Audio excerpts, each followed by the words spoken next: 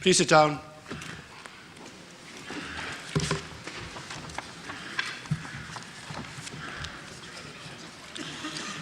I would like to welcome everyone here this evening to this meeting of Newcastle City Council. Item 1, apologies. Thank you, Lord Mayor. We've had apologies from Councillors Beecham, Hindmarsh, Hobson, Sharon Patterson and Strather. Thank you. Item 2 is minutes. Does Council agree the minutes of the meeting of Council held on the 3rd of December 2014? Item 3, official announcements. On behalf of the Council, I would like to congratulate all those with a Newcastle connection who were included in the New Year's Honours List. Special congratulations to Councillor Wendy Taylor on her MBE Award for Public and Political Service in the North East.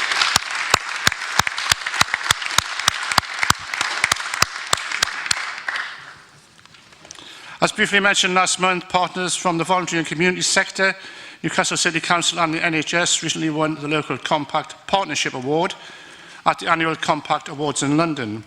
The award was given in recognition of the partnership's work to develop a new blueprint for organisations working together in innovative ways. The partnership is overseen by the Voluntary Sector Liaison Group, which consists of 6 Newcastle councillors and 6 representatives of the VCS. I would like to offer the Council's congratulations to everyone involved, and this is the actual award. Okay. The Inspector's report relating to Joint Core Strategy and Urban Action Plan is due to be issued to Newcastle and Gateshead councils in February for adoption by each council. It is proposed that the respective council meetings should happen as close together as possible, and so it is proposed that Newcastle holds a council meeting on Thursday the 26th of March to coincide with Gateshead's scheduled council meeting on the same day. If Council is in agreement, it is proposed that we bring forward the business from the 1st of April and cancel that meeting. Does Council agree to the proposed change of the date? Thank you. Finally, as tonight's City Council meeting will determine the Council tax base, I would like to remind members that the application of the guillotine will not happen until 9 p.m. rather than 8:30. Item 4 is correspondence. Does Council agree? Under official announcements, I wonder if it might be appropriate for Council to reflect briefly on the events in Paris this afternoon, which I know have been extremely shocking around the world. And not only was this an affront to the individuals and families affected, but because this was an attack on journalists, it's also an attack on freedom of speech and the ability to express oneself freely within a free society. It's particularly poignant because, of course, our twin city, Nancy, in France, is within commuting distance of Paris, and we know that there will be many people in Nancy who will be very concerned about the impact of this for friends, for relatives, and for others that they may work or have business connections with. So I think, Lord Mayor, we should, as a City Council, note our grave concerns and send our warmest regards and best wishes to everyone affected by this terrible tragedy this afternoon. Absolutely agree, Councillor Forbes. Thank you. Really a dreadful event. Item 4, correspondence. Does Council agree to receive the correspondence from Downing Street acknowledging receipt of the Sure Start petition?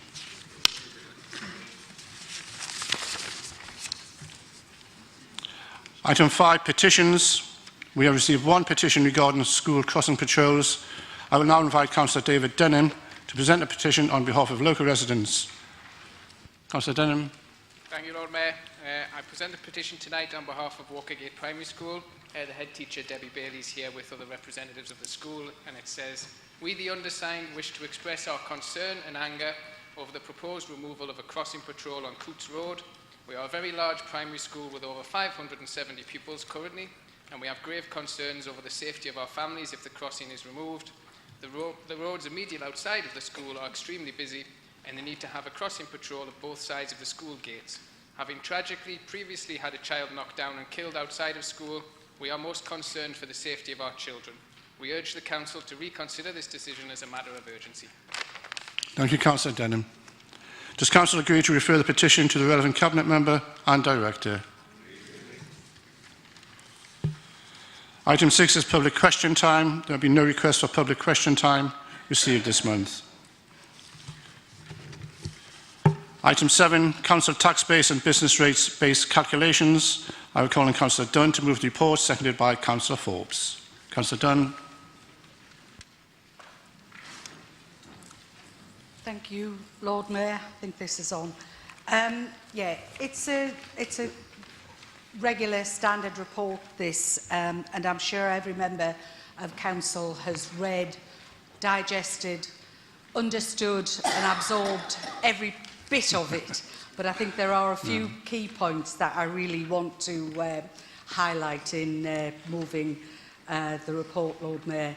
It comes to council every year to enable the council and precepting bodies, and by that I mean police, fire and parish councils, to set their budgets for 2015-16.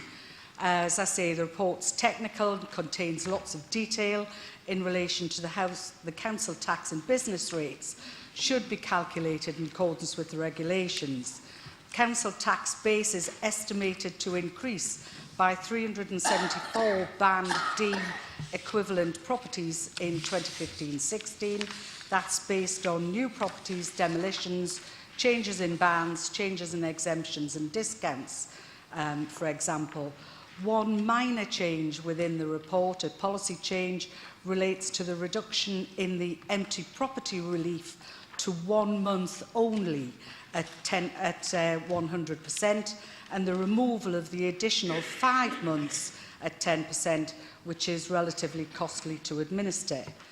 The Band D equivalent council tax rate is currently £1,354.42, and so the estimated increase next year equates to additional council tax income of over £500,000 per annum, similar to the assumption that's included in the budget report, Lord Mayor.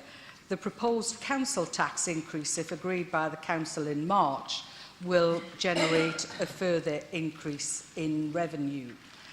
The assumed collection rate has been reduced slightly from 97.5% in 2014-15 to 97% in 2015-16 to reflect the difficulty collecting council tax from people in receipt of council tax support, who from April 2014, have been paying a minimum of 20% of the total council tax liability of their properties. Council tax base continues to be heavily weighted towards bands A and B properties, which together make up almost 73% of the total number of properties before taking exemptions and discounts into account. The business rate base, Lord Mayor, is estimated to increase by £4.3 million, of which our share would be £2.1 million. The council retains 49% of the total, with the other 51% going to the government and Tyne and Wear Fire Authority. I should say that the Fire Authority only gets 1%, government gets 50%. This increase is in line with the budget report again. The main reason for the increase in business rate, Lord Mayor, is the 2% increase in business rates multiplier announced by the government in the autumn statement. And there's also been some modest growth in the business rates baseline. The increase in the multiplier is actually less than the actual level of RPI, and the government will compensate for us for this loss of income by way of a Section 31 grant. And this element of saving will be included against the savings target. The report also sets out in detail the council tax reduction scheme for 2015-16, which is the same as in the current year, Lord Mayor. So thank you, and I formally move that council agrees the report. Thank you, Councillor Dunn. Councillor Forbes. Lord Mayor, I second the report and reserve the right to speak. Thank you. Any questions? Comments? Councillor Forbes. Just a few additional comments to add to those of Councillor Dunn, Lord Mayor. Firstly, the council tax base is becoming an increasingly important consideration for the local authority, given the levels of reduction that we see in revenue formula grant. And previously, the government's formula recognised the different abilities of different councils to raise different levels of council tax depending on the number of properties in particular bands within their area. And it's particularly disappointing that the government has more or less abolished that link entirely, which is why it's one of the reasons why cities like Newcastle are disproportionately affected by revenue formula grant. The reduction in revenue spending power in the overall financial power of the council is a symptom of the uncoupling of the recognition of council tax base in the formula, which was a founding principle of the council tax system when it was introduced in the early 1990s. So it's particularly disappointing that it's been broken in that way. There has been some talk of additional council tax bans for higher properties, and that being talked about as one of the solutions for local government finance. Well, this report is actually quite telling, because if you look at the number of properties in Band H in Newcastle, there are 130. So even if we created a new Band I, and half of those properties then moved into that new Band I, we would probably only raise an additional £200,000 a year as a result of that change. So those that are saying that restructuring of the council tax bands is a panacea to end all of the problems of local government finance, for cities like Newcastle, that is simply not the case. There is also, Lord Mayor, a very profound political decision hidden within this, which isn't immediately apparent, and that's set out in Appendix G. And that's our decision as a council around the council tax reduction scheme. This replaced the old council tax benefit scheme, and what we've decided as a council is that we will not ask the people who previously qualified for council tax benefit and who now paying 20% of council tax, we will not ask them to pay an increased percentage of council tax, despite the fact that this was one of the grants that the government has merged into the revenue formula grant and reduced. So we are deciding as a local authority to continue to subsidise the council tax support scheme. That's quite an important principle for us in terms of tackling inequalities and ensuring that people who are the lowest paid people in society are not hit by extra tax through council tax. That's not the case for every other local authority, even in this region. Many other councils are looking at increasing that margin and asking people on the lowest pay to pay more council tax. But we're not doing that, Lord Mayor, and I think that's a really important principle which is hidden in some of the detail of this paper. As we move forward, the principle of the council tax base is going to be absolutely crucial to us. And one of the conversations we need to have as a city is how can we grow our council tax base for future years, given the likelihood of continued reductions in revenue formula grant. That is something which will be affected by our local development framework, but it's also something which I think will loom large in the budget discussions that we have, not only this year, but in future years too.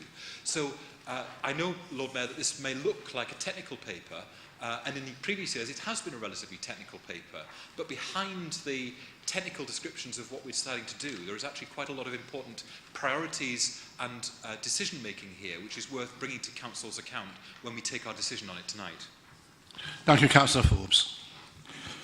Does Council agree to accept the recommendations in the report? Thank you. Item 8, Adult Social Care Local Account. I understand Councillor Forbes is going to introduce the report.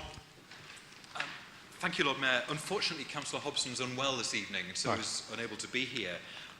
And I can't pretend that I know the detail of this, so if members have particular comments or questions, I'm sure we'll arrange for Councillor Hobson to respond to them. But just to draw Council's attention to the fact, as set out in the covering report, that this local account has been considered by both the Health Scrutiny Committee and also Local Health Watch, and their comments have been absorbed into the paper. It's particularly pleasing to see that satisfaction with adult care services has increased in recent years. I think that's testament to the dedication and care and commitment that's demonstrated by staff, both those directly employed by the council and those employed by organisations with whom we commission to provide care services. And I think the continued focus on ensuring that we provide excellent quality care services, which are about supporting people to remain independent for as long as we possibly can help them to remain independent, is something that this council can be really proud of. And I'm very happy to move the report, Lord Mayor. Thank you.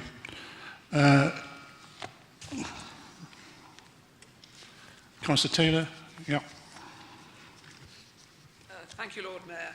I think this is a very well presented report.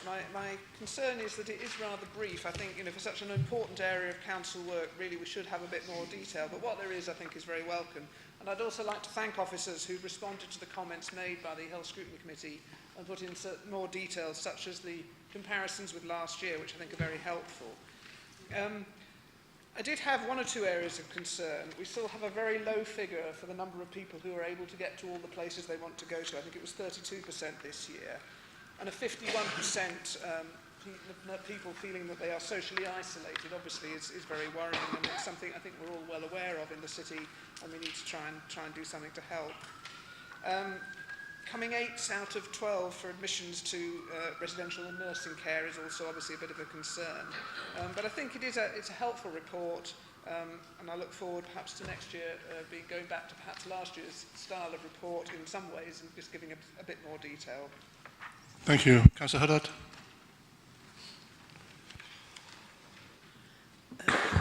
Thank you, Lord Mayor. I apologise for my voice. It might give out before the end of the night, which may be a blessing. Some of you will say.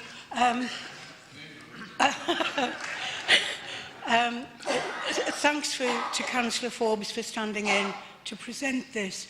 And I understand he might not be able to give a comment on the thing that I'm about to raise now, but recently some initiatives have been announced by Norman Lamb to do with children and young people, the mental health of children and young people, and the need to provide better facilities for them and certainly see that they don't end up locked up in prison cells.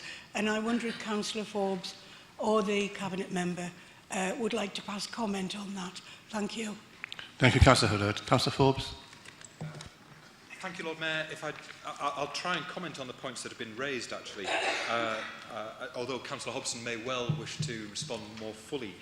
On the issues about people getting to the places in the local area where they want to go to, I think this is, and it's linked to the point around social isolation, I think this is a particular concern, because one of the things that I fear we are in danger of losing in the city is the silent infrastructure which supports people through friendships and informal networks. It's all very well thinking about the formal support and the formal care that's assessed through care plans and then provided, but much of what is funded, for example, through the voluntary sector, is stuff which is less tangible but absolutely important in terms of people feeling that they belong in a community and that they're part of something where they can be valued for who they are and what they can contribute.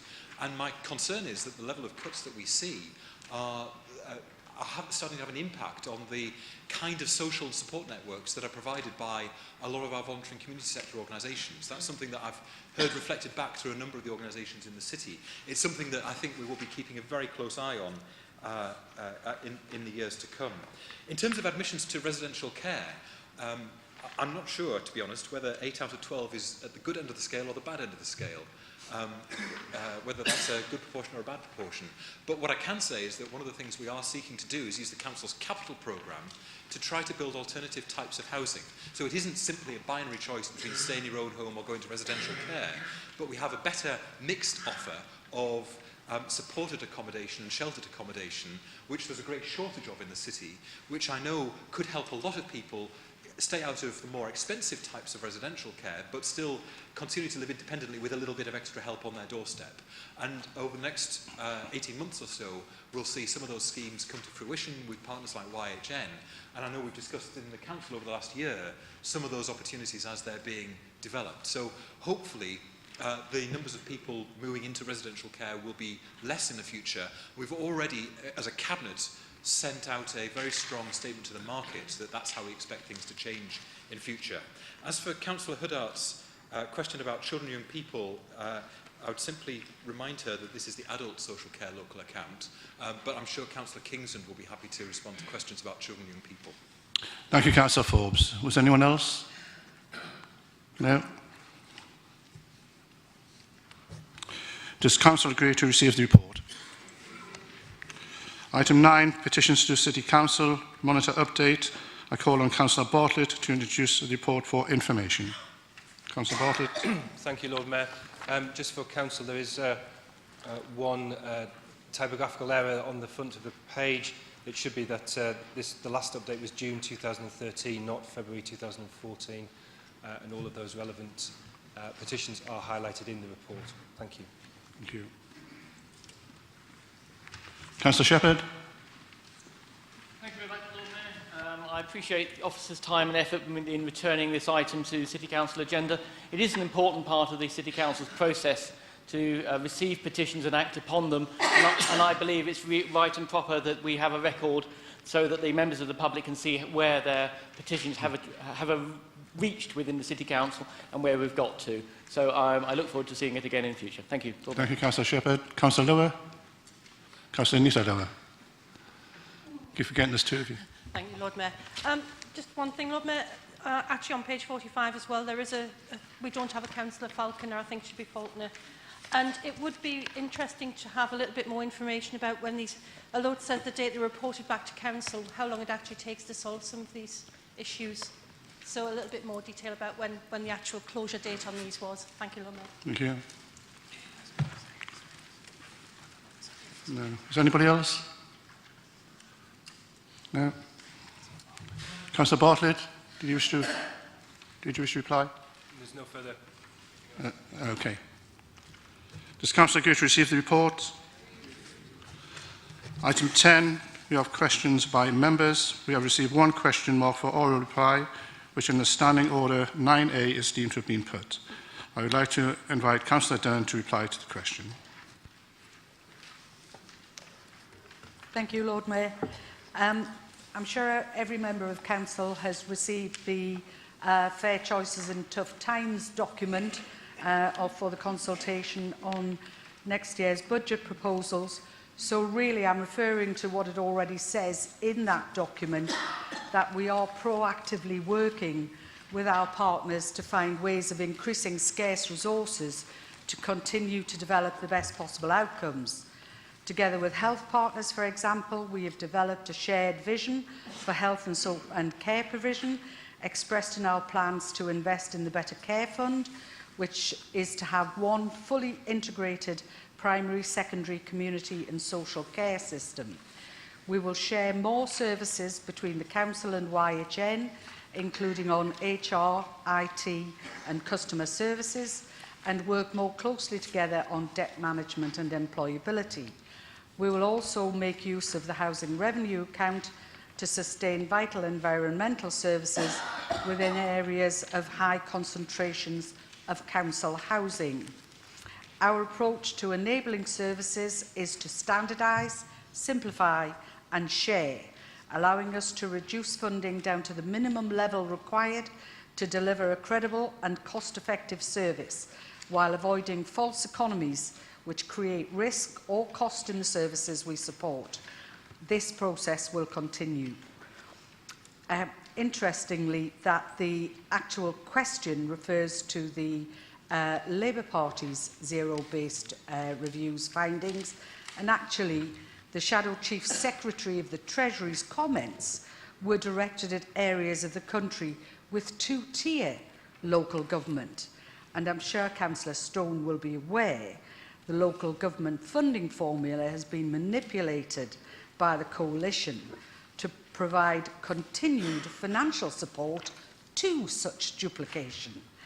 As a result, local authorities like Newcastle City Council have been disproportionately affected by government cuts, Lord Mayor. Thank you. Thank you, Councillor Dunn. Councillor Stone, do you have a supplemental? Thank you, Lord Mayor. My supplemental question relates to the report of the Service Transformation Channels panel, which is co-authored by the Chief Executive. Could Councillor Dunn advise me of her view of this report and us explain why there's not been a report brought to Cabinet yet in terms of how we can implement that agenda in this Council, given the expertise that we clearly have within our organisation?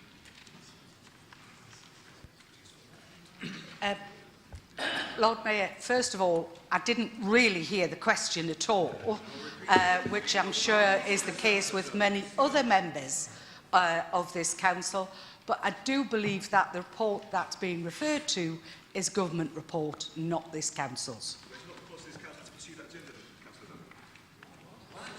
Is it the policy of this council to pursue that agenda, Councillor Dunn?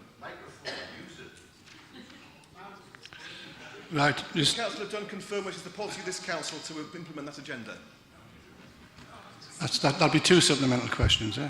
No, that's the question he asked first. Yes, Councillor Forbes. Would Councillor Dunn agree with me that having had the Chief Executive of this Council produce a major report on devolution for the current government, setting out ways in which public services can be transformed at a local level, places Newcastle absolutely at the heart of the devolution agenda and gives us every opportunity to be at the forefront of pioneering redesign of public services, whatever the shape of the next government is to come? Councillor Dunn. Yes, I would agree. Thank you. We have another supplemental question if anyone wants to. No? We all done?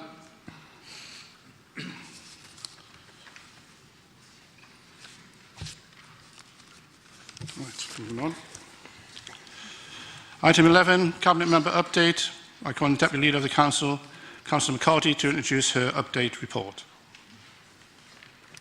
Thank you very much, Lord Mayor. I hope colleagues around the Council Chamber have had a chance to have a quick skim through the supplementary report, and apologies for the delay. I think when we took this to scrutiny was immediately before the Christmas break, and so we've just been trying to pull this together over the last few days. First of all, Lord Mayor, I'd like to thank in particular all of the officers across the authority at all levels who support me and my 2 Deputy Cabinet colleagues in this portfolio, which is wide-ranging.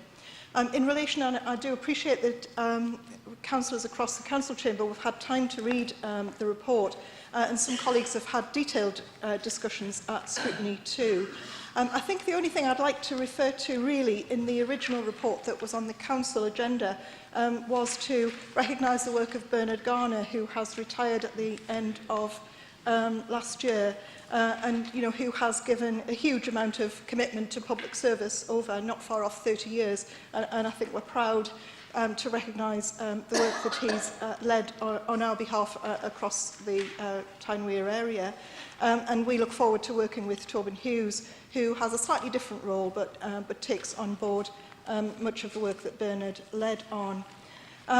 In relation to the transport portfolio, I would just like to share some information which is kind of hot off the press in relation to the K-Link bus. As colleagues know, Newcastle Council has worked in partnership with Gateshead and with Nexus to build the K-Link into a successful bus service which has won national awards and carries not far off 1 million passengers each year. There's been concerns about the service, that service was threatened because Gateshead have recently announced that they were going to withdraw from funding, subsidising that service. And of course we've been lobbied by people who live on Walker Road in particular, but also those who work in the businesses that are in that area, and indeed the cultural attractions of Ousbourne and the quayside too. So I'm delighted to be able to say that as the partners working together, we've recently concluded a deal which means that K-Link will have a sustainable future.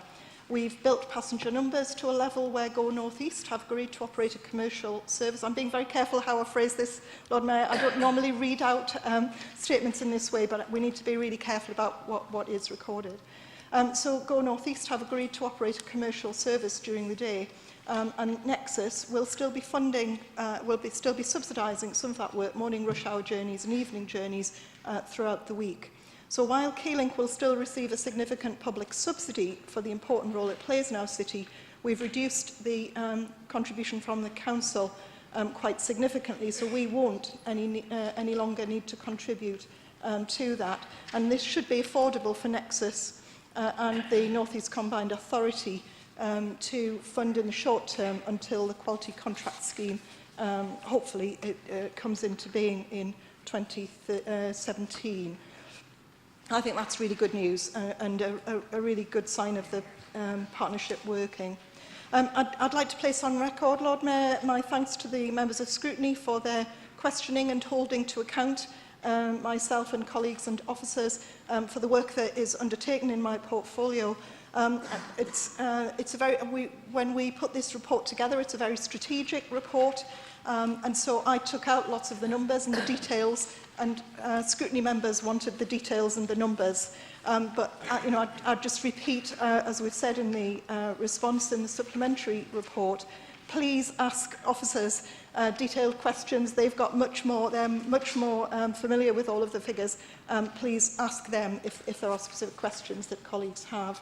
And perhaps, Lord Mayor, just to raise, and I know you're very familiar with this, but I think members of scrutiny weren't aware of the contribution from Benfield Motors to provide the Mayor's car, which I think is a fantastic opportunity for us working with a local business to put our policies into practice. So I'm delighted that we're able to say that that has been at no cost, and let's offer our thanks to Benfield Motors for their support in delivering a more sustainable solution and a really workable one, and actually it's an excellent vehicle. So I'm happy to answer any questions, Lord Mayor. Thank you, Councillor McCarthy. We have questions from Councillor Faulkner, Kane and Councillor Nita Lewer. Councillor Faulkner. Thank you, Lord Mayor. Can I thank Joyce for the report and for the discussion at scrutiny, which I thought was in-depth and very good. We appreciated that. And can I say how pleased we are with the news that you gave us about the Quayside bus service? It kind of seems to me that there's an underlying issue about restoring some of the former vitality of the Quayside as well, to build up the custom again, and maybe we might, in conjunction with NE1, take a look at that. And could I say that I hope that some of the things that feature in your budget proposals, you might attempt the same conjuring trick. For example, the Tourist Information Centre, because I think it would be very disadvantageous to the city if we didn't have a Tourist Information Centre of the status and reach and location that we have now. And maybe, because you've done well with Benfield sponsorship for the Lord Mayor's vehicle, maybe commercial sponsorship of tourist information might be a route out, and we'll examine that. I was going to ask you a question which I didn't ask at scrutiny, and that is to do with the late night levy, which is on page, I think, 14 of the report. And the question really was this, that you've given us the figures for the number of hours of alcohol availability that has been reduced and the amount of money that's been raised by the levy. I think you know that we on this side had a preference for using the early morning restriction orders rather than the levy. But I wondered whether you have any sense of the impact on the licensed trade, because you remember that some of their concerns were that having to pay up to an extra £4,000 in levy might affect the viability of some of the pubs and clubs and other venues. So I wondered whether you had any feedback on that. And also, of course, the main reason for doing it was to reduce crime and disorder in the city, particularly in the late hours. And I wondered whether you had any sense of whether that has actually happened. So in other words, I'm not just interested in the numbers, I'm interested, as I think we all should be, in the actual outcomes.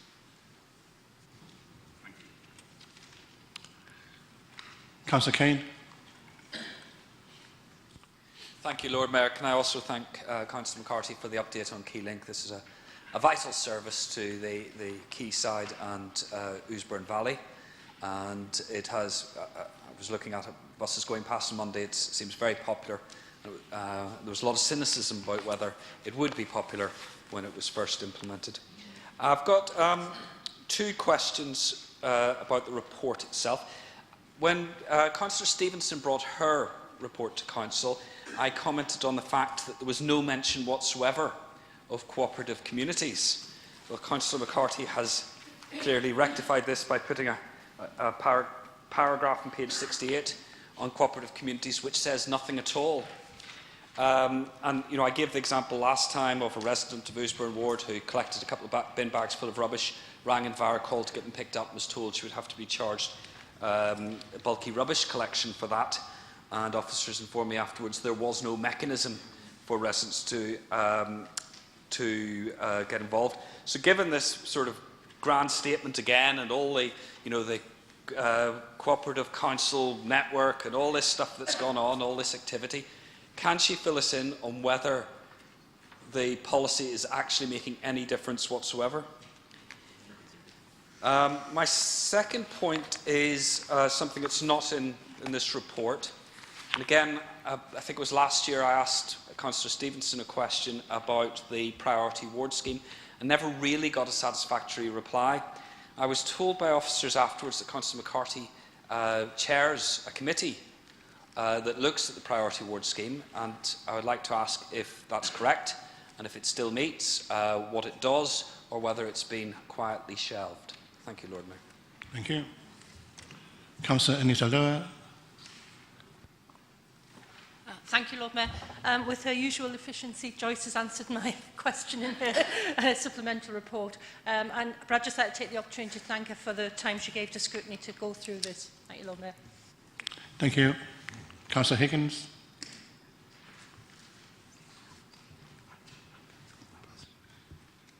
Thank you, Lord Mayor. I'd just like to thank Deputy Leader of Council for this comprehensive report, which shows a lot of the excellent work that's going on in the city, despite the challenges that we face at the current time. But I was particularly interested in, on page 61 of the council papers, in the Walker welfare reform pilot, because from my knowledge of Walker, the Walker area, from my work outside the council, I know that it bears many similarities to the challenges faced by people living in my own ward of Benwell and Scotswood.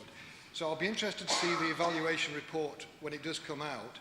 And maybe my question here is to not only the Deputy Leader of Council, but also YHM board members who are present this evening, as to whether this similar exercise can be repeated in the West End of the city as well. Thank you. Councillor Powers.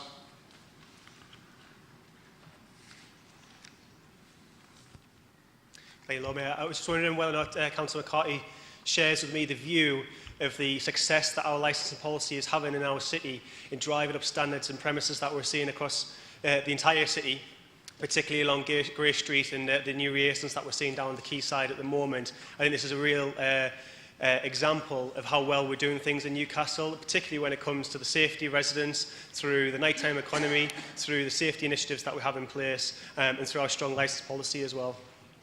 Thank you, Councillor Powers. Anyone else? Councillor McCarthy, you've got a fair bit to be getting on with there. Thank you very much, Lord Mayor, and thank you to colleagues for their comments. I think David's query around restoring the vitality of the quayside, yes, I think we should explore that. And obviously there's much more to do, and we're in a strong position to do that because of our partnership working. And I think his suggestion about sponsorship for the Tourist Information Centre is interesting. We, of course, on this side of the council chamber are trying to explore a whole raft of ways of funding what we think are, as you know, important services across the city. But of course, the issue around the Tourist Information Centre is that not all that many people nowadays want to walk into an office. They want to actually do quite a lot online. So that there are different ways of providing the same sort of information. And David will be aware that Gateshead have pulled out of that as well, which creates a bigger problem for us, really. But, you know, there are a number of issues, and I think sponsorship can certainly be looked at. But we shouldn't just be narrowly thinking of that as only one approach, and that we've got to keep a city centre office. I think my colleague, Councillor Powers, has answered your question in a way about late-night levy. It has had, I guess it has had an impact on trade, as we know, right across the city. You know, not just the late-night levy bit, but the whole economic downturn is having an impact on trade across the city. There hasn't been a significant backlash, really, in relation to the viability of the city centre pubs and clubs. And mostly they've bought in, because not many of them have changed their hours of business. I think, to my knowledge, there's only one that have actually applied for a variation of their hours in relation to that. And, you know, we are able to offer more effective support in the city because we're doing that together. So I think that has been a good issue, a good response, rather, to the work that we have done. I will come back to you, David, about the reducing crime and disorder. My understanding it has, but I'm not sure about the details of that, so I will come back to you in relation to that. But thank you for that question. Gareth asked me about cooperative communities. Is the policy making a difference? Yes, I believe it is, because I think we're working in a different way. Or everything that we talk about on this side of the council chamber about partnership working is about working in cooperation with colleagues, and not necessarily about what the council is doing, but the way that we work and the sorts of things that we're doing. The issues that he raises about rubbish and the environment, of course, are not in my portfolio, but the way that we are working, I believe that policy is making a difference. The priority ward scheme, I'm not sure really what you mean by this, because the priority wards, the 5 wards that are identified as the most deprived across the city, have been identified. There isn't a committee that I chair, but I coordinate, I bring together colleagues from each of those 5 wards, and we share concerns and issues, and we make sure that colleagues in those wards are supported in an appropriate way to meet the needs of those communities. So I believe that is effective. It's not hugely time-consuming, but it's a very important part of the work. So I hope that that's effective, but you'd have to ask my colleagues about that. Rob raises the issue of the Walker Welfare Reform Pilot. The purpose of doing it in Walker, as colleagues will know, is that Walker has the highest number of people who rely on welfare in the whole of the city. And so this was a pilot. We are due to receive the evaluation, the independent evaluation that was undertaken by Newcastle University. I think it's later on in the year, fairly soon, but I hope that we will be able to learn from the evaluation that the university have undertaken. In terms of repeating it elsewhere, some of the work that was undertaken is now being carried on by staff in YHN, because it's more about the way we do things. And it's a bit of what Hazel has been leading on, and Sophie, when we're talking about one point of contact. So instead of telling your story 15 times to however many phone calls or people you meet, the idea is that one person will get you the right solution. So some of that we've already put in place, or at least YHN and the financial inclusion team, the active inclusion team, are doing that already. But obviously, the idea is to spread that across the city so that other residents across the city benefit. And in relation to Stephen's query about the success of our licensing policy, Lord Mayor, as you know, as Chair of Licensing, I think it's extremely successful and we're doing all of the right things. Thank you all very much indeed. Thank you, Councillor McCarthy. Does Council agree to receive the report? Item 12, appointments. Is the appointment agreed as set out? Item 13, notice of motion, coalition government. I call on Councillor Forbes to move the motion, seconded by Councillor Stockdale. Not seconded by Councillor Stone. I believe he's moving an amendment, Lord Mayor. Stockdale. Oh, Stockdale. Thank you.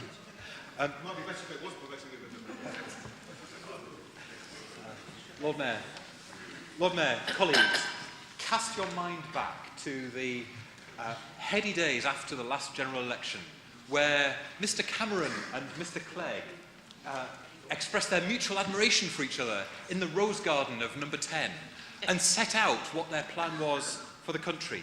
George Osborne told us that the formal mandate for this government is that the structural current deficit should be in balance in the final year of the 5-year forecast period, which is the 2015-16 financial period of this Parliament. Well, let's examine that claim, Lord Mayor. The ONS showed last week that borrowing totalled 11.4 billion over the month, higher than the 10.7 billion forecast by economists, and nearly 4 billion higher than in June 2013. George Osborne is not only set to break his promise to balance the books by next year, but in fact, he's actually borrowing almost 190 billion more than he planned under this government. So claim one that they made going into government has been proven conclusively to have been broken. But secondly, the Lib Dems told us, Danny Alexander said, Lib Dems' main coalition priority is fair deficit reduction. Fair deficit reduction.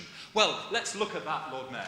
This is the coalition government that gave us the bedroom tax. This is the coalition government that has forced thousands, literally thousands of families in the city to worry about where their monthly income is going to come from.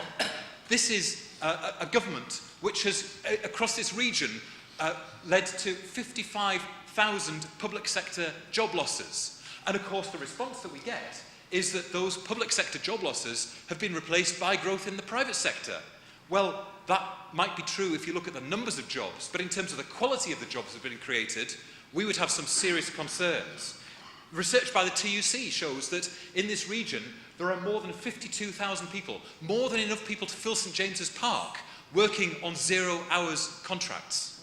Those people who are on casual contracts are earning much less than those on permanent contracts. And in fact, the TUC research shows that average weekly earnings for people on 0 hours contracts are just £188 compared to £479 for permanent workers. And because of that, 0 hours contract workers are 5 times more likely not to qualify for sick pay as a result of their lower wages. That means that what we have is a whole load of people who, for whom employment has got more insecure, their wages have got less, they don't know from week to week how much they're going to have, they know that if they get poorly they're not going to get proper sick leave. How on earth can those people possibly raise a family with certainty, put down roots for the future with confidence, with such financial insecurity hanging over them? And of course we see the consequences of that in the fallout that we get through the doors of the council, through the customer service centre. The numbers of people coming in for crisis loans, for immediate assistance, has gone up dramatically over the last few years. And this coalition government has pushed people into poverty and kicked away the support that was there in order to support them in their time of need. And it's not only wages and jobs that have suffered under this government. We all know that local government finance funding has been profoundly unfair. Even just the latest set of announcements that have been made by this government. How can it possibly be that councils overall accept a 1.8% cut in revenue spending power, but Newcastle gets nearly a 5% cut in revenue spending power, while Surrey gets a 3.1 increase in revenue spending power? How can anybody claim that that is fair for Newcastle and for the things that we're trying to achieve here?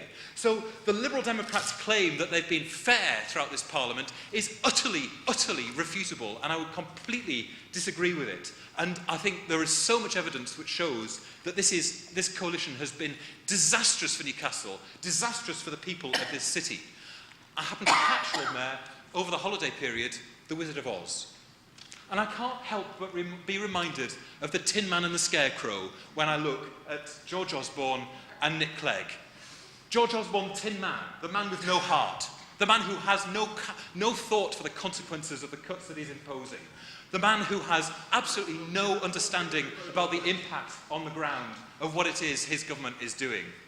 And the straw man, not with no brain, but with no backbone.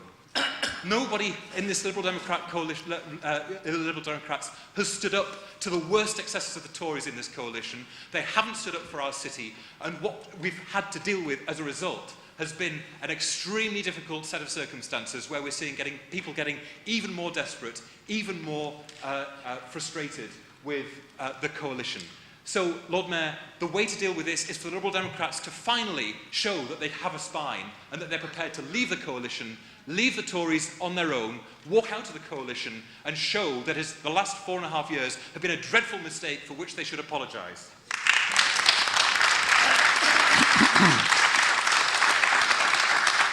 Councillor Stockdale. I now call on Councillor Anita Lower to move an amendment, seconded by Councillor Taylor. Councillor Anita Lower. Thank you, Lord Mayor. Lord Mayor, we have a number of motions on this month's agenda, and I think one of the most telling things about this one is, I'm sure all members will know, is that motions are actually placed on the agenda in the order they're received. And therefore, I was astonished to see such a puerile motion first in the thoughts of the Leader of Council at this time. I must admit, I had to think long and hard about the motion, and I did spend Christmas enjoying the festive season. You know, I had the carols from King's, midnight mass, Christmas lunch, the Queen's speech. And it was then that I realised that the Leader of Council is actually in pantomime mode, which I think I can endorse tonight. I could understand if this motion addressed some of the issues that the Leader has embraced over the last months, perhaps the subversive infiltration of Sure Start Parent Action Group, or the city at the edge of a precipice, as per his Guardian interview, or the streets of the West End be compared to the slums of Mumbai by a Labour colleague. However, I would be much more sympathetic perhaps if the motion was about local funding and about how hard it is to run the city with £880 million of assorted funding streams available in next year. I honestly wonder what the other members of the North East Combined Authority must think of us. Whilst the other authorities in the region have taken greater cuts than Newcastle, they're getting on with it. And they're trying to present the North East as somewhere open to do business and not on the verge of civil unrest. Maybe the council leader should invite the Guardian back again to look at some of the positives in this city. The house building in Scotswood and the Great Park, city centre regeneration, the work on Science City, the new technologies on the riverside. Or does he really prefer to spend his time wringing his hands and producing immature motions such as this? It would be better if he acknowledged the positives for the city and the region. We've had cash for the metro reinvigoration, the local growth deal. He could tell us where the TIF money's been used in the last 18 months. Or he could mention that across the country there are 50,000 more staff in schools than there were in 2010. I could go on about those things, but I would also like to mention, in passing, what the coalition has not done because of the Lib Dems. For example, the inheritance tax. We're raising the inheritance tax cuts for millionaires to £1 million. Firing workers at will. Weakening the protections in the Equalities Act. New childcare ratios. Holding back green energy, just to name a few. I will finish with one thing though, Lord Mayor, and it's just a question, a challenge maybe to the Leader of Council. I would like him to confirm that he will be telling the Labour leadership of his party that they have to refuse to enter in a coalition after the next election. Thank you, Lord Mayor. Thank you very much. Councillor Taylor. Second the amendment and reserve the right to speak. Thank you. Calling Councillor Faulkner. Thank you, Lord Mayor. Yeah, I agree with Councillor Lower. I think the motion says a lot more about the people who have chosen to bring it before Council tonight than it does those who are the subject of their attack. At least Councillor Forbes recalled correctly that the reason that the Liberal Democrats went into coalition was because of the deficit. For a long time they denied the deficit. They forgot about the fact that the deficit had been increasing since 2002, and therefore, as Councillor Stokel-Walker will tell you, that means the national debt was also increasing over that period. And that, of course, as we learnt just yesterday in the report, you might want to blame it all on the bankers, but let's not forget about the negligence of the Labour government in their wholly inadequate regulation of the city. So that's the context. You can't reinvent it. You know, that's why you lost control, why you lost power after 13 years. And it's why, because there wasn't sufficient support for one other party, that the Liberal Democrats felt in the national interest we should go into coalition. Well, Councillor Lower has mentioned, I'm sure others will, some of the things that we're uniquely proud of as being in coalition. And I might mention the restoration of the public health responsibility to local government, which we're beginning to make good use of. Could have been done under Labour? It wasn't. I might also mention, on a smaller but equally important for local communities, the money to enable the regeneration of Byker to go ahead. It would have been easy. In fact, the Conservative majority government wanted to stop that money, which had been promised by a previous Labour government because of the influence of the council and the local MPs, but they accepted the argument, and that writing off of the debt of the £44 million is a huge asset to this city. You've heard of the metro, you've heard other things are in our amendment. I won't go through them. Really, I think it would be interesting if you compared our record in government with your record in government.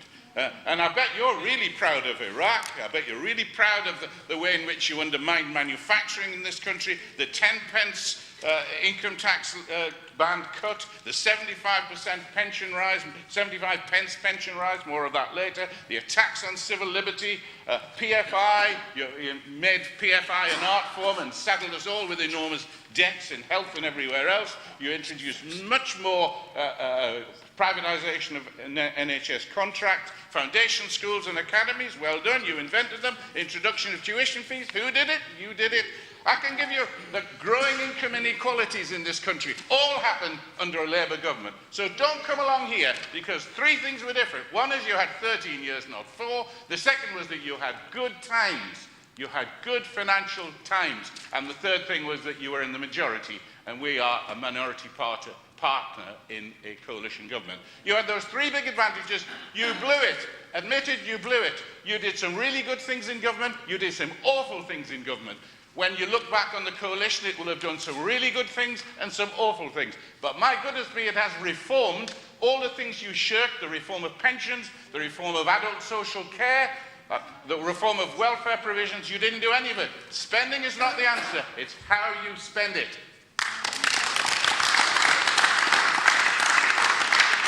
Councillor Cook. Councillor Cook. A few comments about the deficit. I actually really had no idea that we had such influence on places like the United States, where even George W. Bush had to nationalise things to get around it. Councillor Faulkner mentioned the banks. The issue, of course, really is down to the appalling behaviour of the banks. And yes, we should have better regulated them. But can you imagine the furore that there would have been if anyone had ever suggested that? They don't even want to be better regulated now. They won't even accept it now. Thank you. Councillor Cott. Thank you very much, Lord Mayor. Well, Councillor Forbes suggested that the Liberal Democrats in government had been a disaster. But let me say, I think Labour have been a disaster in this city. You don't listen to people, you're arrogant, you have we know what's best attitude, you salami slice services, you mislead people about the nature of cuts, as you've done tonight. You've politicised all the organs of power. You have indulged in class war, dividing the city along geographical lines. You won't talk to private schools or academies to develop proper partnerships. I could go on. There are many things that the Labour Party haven't done that I don't like. There may be some good things as well. But don't make it sound like you're whiter than white, because you certainly are not. And it's very frustrating, and I don't think people will fall for it. The Liberal Democrats in government have been a force for good. I do believe that there are a number of things that we have done, some of which have been raised. There may be some other things I could point out, some things that have really benefited Newcastle. We've got almost 1,200 apprenticeships. There are many businesses, there are over 200 businesses that have benefited from apprenticeship grants. We've had £31 million of pupil premium money coming into the city from since 2011. We've had almost £3 million coming in for free school meals, and of course, as Councillor Stevenson was saying at the last council meeting, it's been extremely successful. We've had almost £8 million for early education for two-year-old places. All of this goes in to help disadvantaged people in this city. And the Liberal Democrats are at the forefront in government. It's not exclusive, but at the forefront of government in investing in challenging areas and in challenging families who are experiencing challenge and individuals who are experiencing challenge. I could go on. There's a Newcastle Families programme modelled on the Troubled Families Project. That's really important because what it's doing is it's helping disadvantaged families. It's assisting the work of family intervention that's going on across the city. Yes, there have been cuts in this area, but the government is trying its best in a situation where cuts had to be made. The government inherited a very difficult settlement. It had to make some cuts. There may be views about where those cuts should lie, but it has tried to protect where it can those people who are most vulnerable. And it is so galling to hear every single council meeting this idea that the government doesn't care and the Labour Party has a monopoly on caring, and the Labour Party does not. It is not the only party that cares. There are people in all parties that care. It is not just about the Labour Party. The Labour Party has had its day in this city, and I hope that in the future, it will be challenged, as it has been in the past. We will be challenging the Labour Party in local elections and in the general election, and I'm sure that other parties will be challenging you too. Do not think that you are the only party that is here to serve everyone. There are other opportunities as well, and you don't serve people well. Thank you. Councillor Johnson. Thank you, Lord Mayor. I move to speak largely in response to the amendment that's been proposed by the opposition. And as usual, we're faced with this rather muddled message about the mess that the previous Labour government left. I guess all I can put put to Council in that respect is the famous Winston Churchill quote that a falsehood has time to get halfway around the world before the truth has the chance to get its pants on. What I would like to say is that at the time of the financial crisis, which we've heard most recently from the former Governor of the Bank of England was not the fault of the Labour government, but the fault of contagion in global financial markets. At the time of the financial crisis, the UK had the lowest debt in the G7. It fell from 42% when 42% of GDP when Labour took office in 1997 to 35% of GDP in 2008. That's another example of Labour's solid record in office. In respect to the deficit over this same period, the deficit fell from 3.9% of GDP to 2.1% of GDP. Labour was running a good economic ship until the financial crisis hit in 2008. Now, clearly, debt did increase as a consequence of investment in the banks. Investing in the banks was the only prudent action to take at the time, because the alternative and the consequences of that would have been far worse. So it's true to say that debt did increase at that stage, but if we take a longer view, it increased to nearer 70%, and we look back at the period between 1920 and 1960, and debt at that stage was over 100% of GDP throughout the period, and indeed at the end of the Second World War, where we saw the introduction of some of the most remarkable social programmes that the UK has ever seen, debt as a proportion of GDP was 250%. So we need to take a longer view on this and recognise that sometimes nations will be in debt. I have one particular point to add, Lord Mayor, in relation to the raising of the tax threshold. I assume that what this actually means is the raising of the personal income tax allowance. Whilst that is definitely a worthy policy, its worthiness is increased greatly by the prudent measures introduced by the Labour government in its last pre-budget report, which tapered that allowance for those earning over £100,000 until it was eradicated completely for those earning £150,000 or more. So it's as a consequence of Labour Party policy that is a progressive measure. And whilst the Liberal Democrats might like to draw attention to the raising of the tax threshold for the personal income tax allowance, of course the tax threshold for VAT, the most regressive tax of all, was not raised, it was reduced. And the tax as a result was increased by a third, from 15% to 20%, choking off the economic recovery that Labour had done an awful lot to start. What I would like to say, Lord Mayor, is that I think that the amendment is hastily cobbled together, which is an accurate reflection on this coalition government's 4.5 years in office. Thank you. Thank you. Councillor Ashby. Thank you, Lord Mayor. As a preface, the vast majority of our electors will see the primary motion as silly socialist point scoring rather than talking about what's important to them, providing efficient and effective local services. But as we insist upon this irrelevant debate, I fear I must remind you again of real history. In 2010, Labour was sent packing. 60% of the votes were cast for the present coalition partners. Gordon Brown was rejected.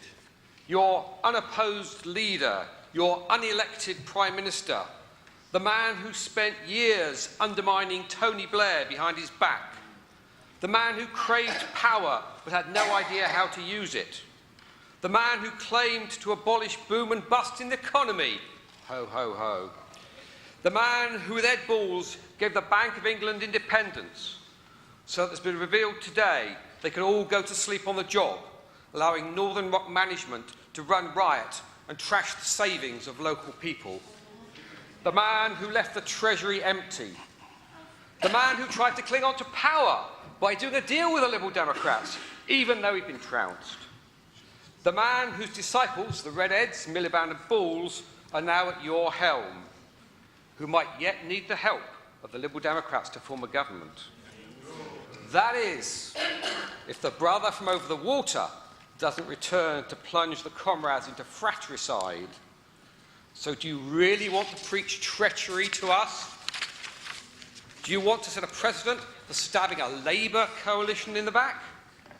Do you want your leaders to be constantly looking over their shoulders in case at any moment We, the Liberal Democrats, may follow the advice in the original inept silly motion, but make no mistake.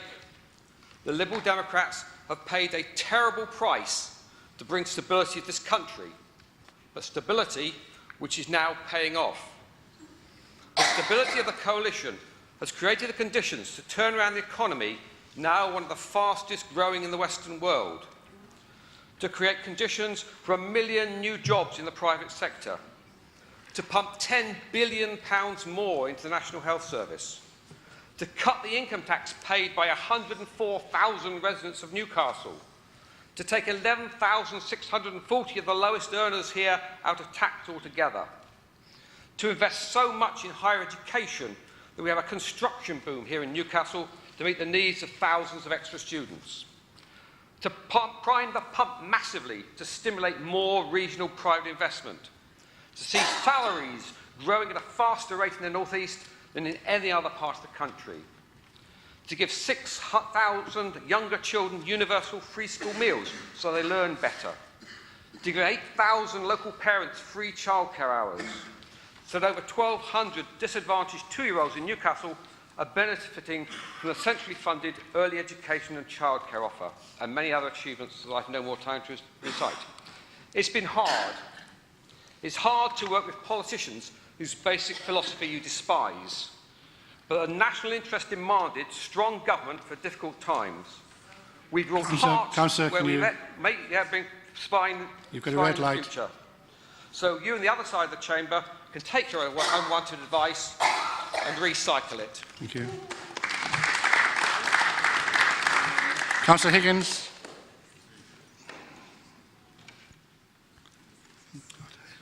Thank you, Lord Mayor. I would like to speak in support of Councillor Forbes' motion, and I think it's entirely appropriate that the Leader of the Council should bring this motion before us this evening. He has been steadfast in speaking out to highlight the unfair treatment of our city by this Tory-led coalition government over many recent years. This has shown tremendous courage because at times he must have felt like a voice in the wilderness due to the reticence of others to support him, and I'm aware of the hostility and the criticism that he has faced both locally and nationally, particularly from the party opposite, for the stance that he has taken. Once again this evening, Councillor Faulkner has seen fit to assail Councillor Forbes over his motion that he's brought to Council. I recollect a previous Council meeting when Councillor Faulkner repeatedly derided the Leader of the Council with accusations about doing a Newcastle. Well, if doing a Newcastle could be defined as pointing out the unfair cuts imposed by this coalition government on our city, if doing a Newcastle means pointing out the way that these cuts impact on the most disadvantaged people in our communities, and I've seen many examples of this in my ward of Benwell and Scotswood, then I would say to Councillor Faulkner that maybe it's time some of your useless lot over there got off their backsides and started doing a Newcastle. It is hardly surprising that Nick Clegg is now seeking to distance his party from their Tory bedfellows, with potential electoral wipeout looming on the horizon. However, I fear that it is too late, as having fooled the voters once with your lies, the people will not prove so gullible a second time. Councillor Forbes is offering the Lib Dems the opportunity to show a shred of decency. Councillor Forbes is offering the Lib Dems the opportunity to show a shred of decency at the 11th hour by ending this unholy alliance with the Tory party. I urge the members opposite to seize this chance, show a bit of bottle, and join me in supporting this motion. Thank you. Councillor Taylor. Seconder? Yes, it's you. Thank you, Lord Mayor. I have to agree with my colleagues that in my 27 years as a councillor, this has to be one of the most pointless motions anyone's ever brought to council. Of course, it does allow the leader to bring out his well-worn and rather tired speech, or tirade we could call it, against the government. But has he really thought this through? How would it benefit Newcastle to plunge the country into the uncertainty of Tory minority government, even if it's only for 4 months? What would the financial markets make of this? We went into coalition to ensure stable government and prevent financial collapse. We're hardly going to allow it to happen now. And as usual, as colleagues have mentioned, he ignores all the good things this government has introduced which have benefited Newcastle residents. And just to give a few examples, as has been mentioned, the increase in personal allowance to £10,000, fulfilling the top priority in the 2010 Liberal Democrat manifesto. The triple lock on pensions, which we may have a chance to debate later, again, a Liberal Democrat manifesto commitment, ensuring that the pensions rise by either inflation, earnings or 2.5% every year, whichever is the greatest. The Troubled Families Programme, a government-backed scheme which is bringing in nearly £1 million a year, and by September last year had helped over 1,000 families, of whom 929 achieved results relating to reduced antisocial behaviour, crime or educational achievement, and 81 gained continuous employment. And the principles of the Troubled Family Programme of integrating services has been welcomed by the Service Transformation Challenge Panel, which was chaired by Pat Ritchie as a model for future funding to councils. The CARE Act last year, making a difference to some of the most vulnerable people in society, giving local councils new duties to promote people's well-being, which applies not just to users of service, but very importantly to carers, putting safeguarding on a statutory footing for the first time and extending the role of advocacy, and ensuring that people receiving care and support from a regulated provider and arranged by the council are covered by the Human Rights Act. The recent UN announcement that the UK has been rated third in the list of industrialised countries in tackling climate change after Sweden and Denmark, making a reality of the somewhat sometimes contested claim that it's the greenest government ever. The Children and Families Act, which introduced new rights to improve how new carers and their families are identified and supported. An end to Labour's disgraceful practice of routinely detaining innocent children for immigration purposes, detention without trial, ID cards, and storage of DNA. Shared parental leave, the priority for mental health, with waiting standards so that patients will have a right to treatment within a defined period of time, starting with psychological therapies for anxiety and depression, and early intervention for psychosis, and over 150 million extra for over 5 years for young people with eating disorders. New laws against stalking and forced marriage, equal marriage, and an end to the unfair situation where transgender people had to get divorced even if they wanted to stay together. I could go on, Lord Mayor, there are many others. But we've stopped the Tories doing a lot of the worst things they could have possibly done. We've reversed some of the worst excesses of the Labour government. Of course, there have been huge problems, but for 57 people, MPs, I think we've done a damn good job. Yeah. Thank you. Councillor Stockdale. Thank you, Lord Mayor. Well, as usual, it falls to me to try and strike the conciliatory tone and bring us all together on this first meeting of the new year.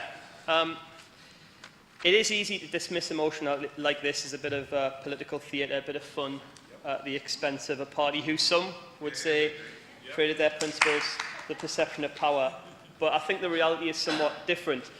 Councillor Ashby, I wonder if you're keen on talking about history, so let's talk a little bit about history. Nice segue there. What do you think the historians will write about? Do you think the historians will write about how this coalition has created a cost of living crisis which has impacted so many of this city's residents? Or do you think they'll write perhaps about the evils of the bedroom tax, a policy that I'm afraid the Liberal Democrats helped introduce, then pledged to repeal,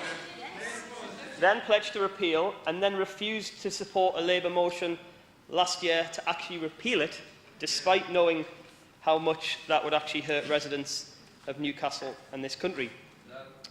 I think so. Do you think the historians might perhaps devote an entire chapter on how this Tory Lib Dem coalition have attacked social security claimants by waging war on the poor instead of war on poverty? Or how they've left an NHS in crisis with their top-down reorganisation or privatised education? Or perhaps do you think they'll write about how the coalition government have destabilised Europe and with it our stand in the world? Or how they've demonised immigration and sadly decimated local government? Or perhaps they'll write about how they sold off the East Coast Main Line, profitable under nationalisation. This after their disastrous debacle privatising the Royal Mail, which cost the taxpayer more money than Mr Cable dares to admit. Perhaps the historians will write about how this Tory Lib Dem coalition have presided over a shocking increase in the wealth inequality gap. or betrayed the promise that they made to university students by hiking up fees and then building an economy of part-time, low-wage, zero-hour jobs, so even if they do graduate, there's no decent work for them anyway. Now, I promise to strike a conciliatory tone, and it's coming, I promise. I could go on all night listing things, but I won't. You know, in fairness, perhaps the Lib Dems tried to make coalition with the Tories work. But it can't work, because you should remember your history. You should remember that you're not cut from the same cloth as the Tories. The Tory party is built on inequality. They rest on injustice, and they stand on the shoulders of all but the privileged few. I think you were duped into this coalition, and whilst I'm sure you went into it with the best intentions, it's a failed experiment which has hurt far too many people in Newcastle and across this country, ever to be repeated. I'm genuinely saddened to say that your coalition has left our country poorer, more polarised, less fair and much less equal than it was in 2010. So let me address some of my very good friends on the other side of the aisle directly. Councillor Falconer, my fellow Star Trekker, Councillor Gallagher at the end there, Councillor Cott, even my good pal at the front, Councillor Stone, with his lovely new beard. Support this motion. It's not a joke, it's not silly. Support this motion and send a very clear message to your party in government that you've had enough of this coalition government. Councillor, got a red light. Join us in the Labour Party, getting on with the job of building a Britain for the many and not just the privileged few. Thanks.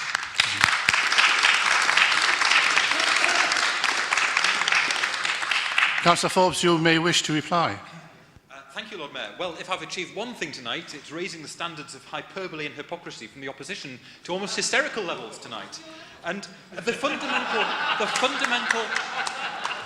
fundamental issue here is that you went into government to prop up the Tories, and despite everything that you have done with them, you continue to prop up the Tories. We will not forget that in this city. We will not forget that in this region. We will not let you get away with that because you've been duped.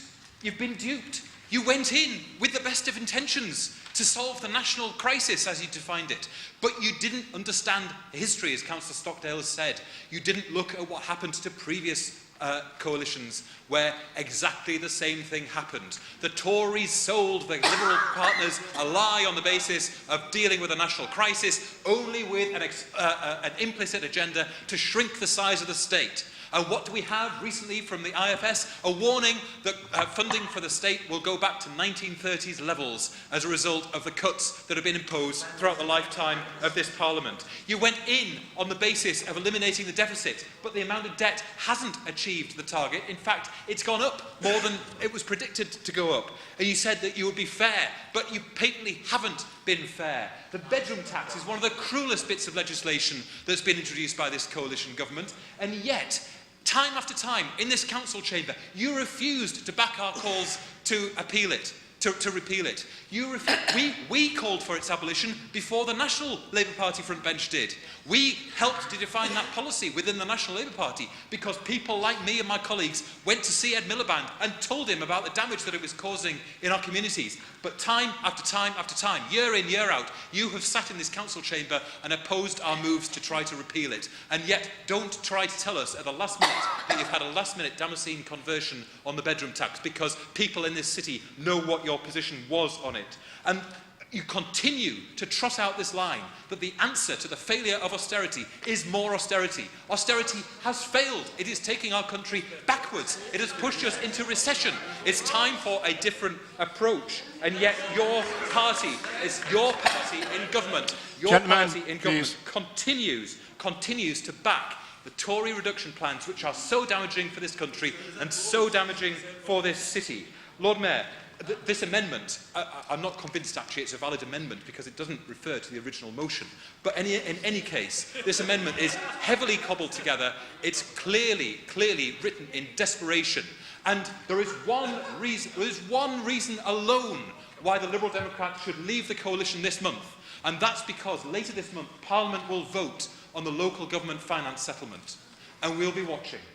We'll be watching to see if Liberal Democrats troop through the lobbies with Tories to vote through yet another unfair financial settlement for Newcastle and for the councils in the North East.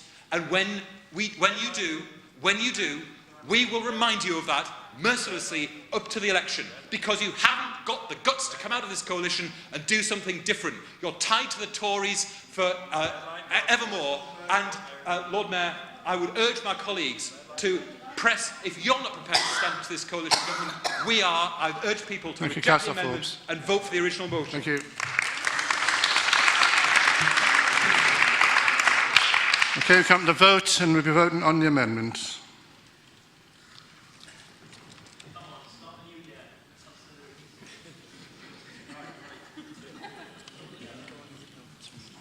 Oh, here we are.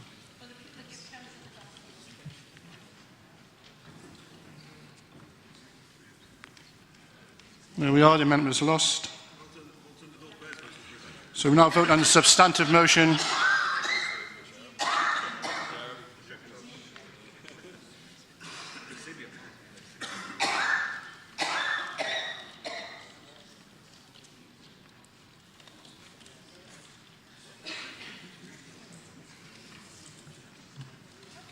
Substantive motion is carried, 45-19.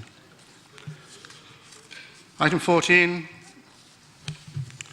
notice of motion, the St Mungo's Broadway Charter for Homeless Health. I'm calling Councillor McCarthy to move the motion, seconded by Councillor Schofield. Thank you, Lord Mayor. I'm wondering whether this is where we have harmony across the council chamber, because there doesn't appear to be an amendment to this. Lord Mayor, I won't take up too much of council's time. St Mungo's Broadway is an organisation who work at the front line of homelessness nationally, providing for support for a couple of thousand people a night who are homeless or at risk of being homeless. 65% of their clients suffer from mental health problems. About 70% of them suffer from physical health problems. And the average age of death for men when they are homeless is 47, and for women it's 43. And I know that right across this council chamber we will be horrified at the impact of homelessness on people's lives. I think what we're being asked to do here, Lord Mayor, is to sign up to a charter to demonstrate our ongoing commitment. St Mungo's carried out a survey, as the motion says, looking at our Newcastle Future Needs Assessment. Actually, they looked at the Joint Strategic Needs Assessment document, the health bits of it. And in ours, Newcastle's, was reflected really positively, because we take the issue of homelessness very seriously. We've got really effective support services. Marion, Jane and I recently went to visit the Cherry Tree View, which is a fantastic service, a really fantastic provision, a really good demonstration really of investing to save and showing that that kind of capital investment actually works and provides better quality accommodation, better quality support for the people who are needing it. So I think I'm really proud that we've got an excellent record of responding to the needs of homeless people across the city. And I think what this does in agreeing this across the council chamber tonight demonstrates our commitment to making sure that we carry on that good work as far as we're able, and that we demonstrate leadership in trying to take that forward. So council are asked to sign up to a charter. It isn't really about signing up to the charter, Lord Mayor, although we will obviously do that, we will agree to do that, but it is actually much more about making sure that we continue to take the needs, particularly the health needs of homeless people, seriously, and do all that we can to protect them. Thank you very much. Thank you. Councillor Schofield. I reserve the right to speak. Councillor Haddad. Thank you, Lord Mayor. Thanks for the opportunity to contribute to this motion. St Mungo's, like the Simon community before them, is a very worthwhile charity, as are the Salvation Army, the Cyrenians, Shelter and our own Under the Bridge, who all look after vulnerable people. The issue of poor health and homelessness has been recognised and documented now for many years. I used to be teaching about it 30 years ago, and I do remember showing David Blunkett around a new facility some years ago in Sheffield, and he did come round and he had a look, even though he couldn't actually see the facilities. It is important to note that the lack of a stable place to live adversely affects health, physical health and human dignity. And we can't rule out the role of alcohol, drugs, poor food and infection, because they're all writ large here. It's also a fact that many troubled and unstable people do make their way towards cities and towns where they can become both invisible but can also access services. The Victorians in the 19th century, the reformers, actually gave us clean water, decent housing, sewerage, clean air, prison reform, etc. And all those things contributed to improving health and mortality rates. 150 years ago, if you lived in an urban centre, your life expectancy, if you were a man, would have been 40 years. And it's quite different now. And a psychologist called Abraham Maslow recognised the need for stability and a roof over one's head as a basic human need on which other areas of need would be built, which is why the lack of stability affects not just the homeless, but also people like refugees and victims of conflict. We are fortunate in Newcastle that we have a good record of no second night out, and it is much worse in other cities, the problem of homelessness. We have a good staff team, and I would name people like Neil Munslow and Andy Roberts who work with these vulnerable people, and we have a well-regarded, comprehensive, active inclusion strategy. And it has been verified by FIANSA, and for those who don't know what it is a Federation of European organisations working with the homeless. And this organisation does promote valuable research, and it does promote a lot of sharing of good practice and ideas across Europe. And collectively, their members actually look after something like 25 million housing units. I was fortunate enough to spend some time there a couple of months ago, Lord Mayor, at a conference to be able to highlight the important role local and regional authorities have in the prevention of homelessness because of our partnership links and because of our statutory responsibilities. And I've also been able, Lord Mayor, to contribute to a document which has raised the issue of homelessness with the European Commission. I've got a red light. I'm very sorry about that. But we have an estimate 3 million homeless people over the EU, and that we are recommending, Lord Mayor, that any new toolkits or initiatives that are produced can be used equally by local authorities as well as housing associations. And I'll leave it there. Thank you. Thank you, Councillor Howard. Councillor Taylor. Thank you, Lord Mayor. Could I thank the Deputy Leader of Council for bringing this motion to Council? I do think it's a very important area. And I just wanted to highlight the fact that it's not just that homelessness is bad for health, it's actually that poor health leads to homelessness. The surveys done by St Mungo's show that around 70 to 75% of people who are homeless have a physical health problem, and about 80% have a mental health problem. And in fact, their survey showed that 53% of homeless women and 34% of homeless men have attempted suicide at least once. And of course, homeless people struggle to register with a GP, not being able to provide a permanent address. It costs the hospitals a lot to treat the health needs of homeless people, and it really is important that this is an area that we look at carefully. As Councillor Haddad said, we don't have the problems of London or some of the areas in the southeast, but we still have to make sure that we take this problem very seriously, that we make sure that we not only have measures in place to stop people being homeless, but also to try and prevent the problems that lead to homelessness, and particularly the mental health problems that are so prominent. So I urge Council to support this motion. Thank you. Councillor Myers. Thank you, Lord Mayor. I want to support this motion, and again, I think Newcastle is good at trying to get to the bottom of some of the causes of homelessness. Repeating what Councillor Taylor has said there about sometimes actually things like mental health cause the homelessness rather than the other way around. And I think the likes of Neil Munslow and others at the Housing Advice Centre are very good at trying to get to the causes of homelessness, whether it's mental health, whether it's drug and alcohol issues. and various other issues that cause homelessness. I just wanted to talk as well a little bit about some of the people that councils don't have a duty to provide accommodation to. And I think really it's all UK governments since homelessness legislation has come in the late 70s. We've left this gap of people who were called non-priority homeless applicants. Predominantly single people who have no children, or could be couples without children, and that could be homeless through no fault of their own, and no council will provide any accommodate, or no council has a duty to provide any accommodation for them. And really, I can't see how this can be a correct state of affairs. We really need to have this changed.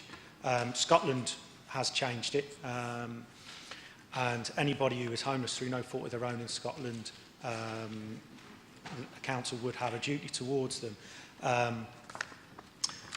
Mental health, drugs and alcohol dependency, things like this can mean that the council has a duty, but really only in extreme circumstances. There's something in the homelessness legislation around vulnerability, and it's one of these legal terms. It's a very grey area. People can have relatively serious health issues where they are getting quite a lot of medication and things, but you can still say they're non-priority as long as you've said you've taken everything into consideration and blah, blah, blah. You know, you can write these letters that say you haven't got a duty to people. So certainly support the motion, but it was also really to say that I think national governments in the future really need to correct that. Thank you. Okay, Councillor Schofield.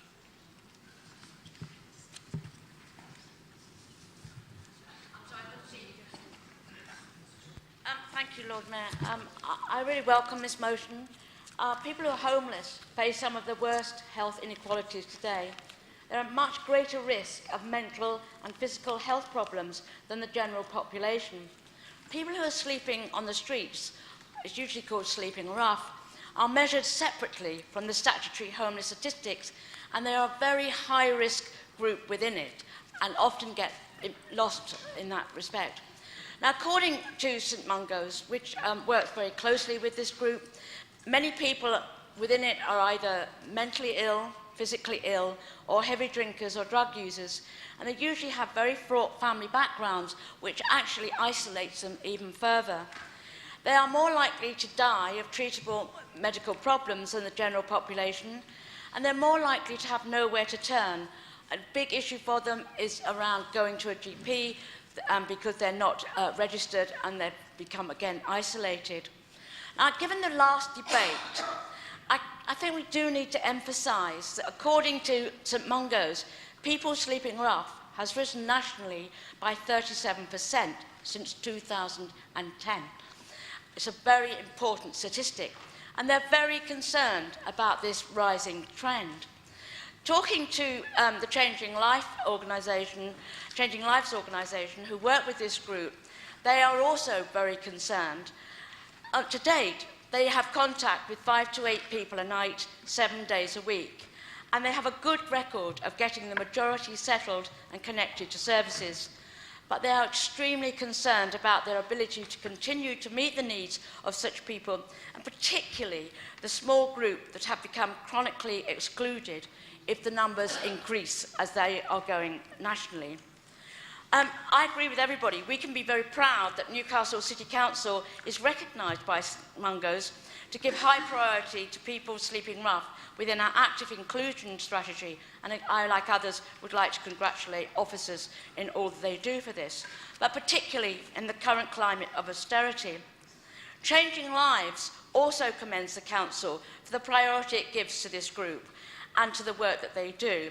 But they also make a further point that they really welcome the Council's investment in outreach and prevention through its strategy, such as their Housing First project, because it shows an understanding that engagement with people who become chronically excluded is very complex, and it cannot be achieved overnight, and it can be very costly.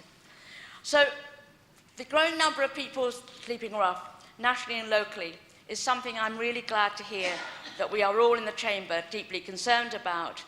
But in my view, we cannot divorce it from a concern about the cumulative impact of the government's welfare cuts. So I'd like to support this recommendation that the Council signs up to the Charter to demonstrate our ongoing commitment and leadership, supporting people living in such dire straits, but that we do go beyond this commitment to challenge the cuts that are pushing people in the hardest of circumstances into these terrible lives. Thank you, Councillor. Councillor McCarthy, to reply. Thank you very much, Lord Mayor. I won't say anything very much, really. Thank you to colleagues who've contributed to the debate. I think, colleagues have recognised that Newcastle is doing a good job. We're recognised across the UK and Europe for the good work that we are doing in the city. Although we claim credit for things that we have carried on doing, it isn't just under the current Labour administration that this has been a priority. It is under the previous Lib Dem administration who made sure that the work that was undertaken in the city was coordinated and effective. So thank you to colleagues. I hope we all sign up to this. Thank you, Lord Mayor. Thank you very much, Councillor McCarthy. Councillor to vote on the motion. Unless you agreed? All agreed? Excellent. Item 15, notice of motion, social housing under threat. I call on Councillor Talbot to move the motion, seconded by Councillor Bell. Councillor Talbot. Hello. Hello. Actually, I might do that because it's a bit cold. Thank you, Lord Mayor. The latest Ipsos Mori Public Attitude Survey shows that 8% of the British public believe there is a housing crisis. The Lions Housing Review describes it as the biggest housing crisis in a generation. For decades, we have failed to build enough homes to meet demand.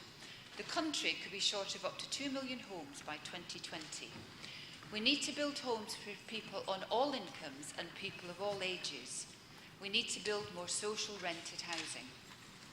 Shout is campaigning for a genuinely affordable, flourishing and fair social housing sector. It has a number of aims which focus on promoting and supporting the building of new social rented homes, at least 100,000 per year, charging affordable rents, by which it means rents that people can actually afford, and it also wants social rented housing to be seen as a tenure of equal status to others. It encourages national and local politicians to take the lead in affirming the positive value and the purpose of social rented housing and challenging the demonisation and stigmatisation of social housing and social housing residents. The social housing sector is a great deal to be proud of. Over 5 million council and housing association homes have been built over the past 150 years. These provided safe, secure and affordable homes for millions of families who had often been living in overcrowded, insecure and insanitary conditions. Yet over the past few decades, social housing has been attacked, denigrated and dismantled by a succession of governments, regulated to a tenure of last resort, its occupants often stigmatised by parts of the media and some politicians as scroungers and work-shy layabouts. This is not true.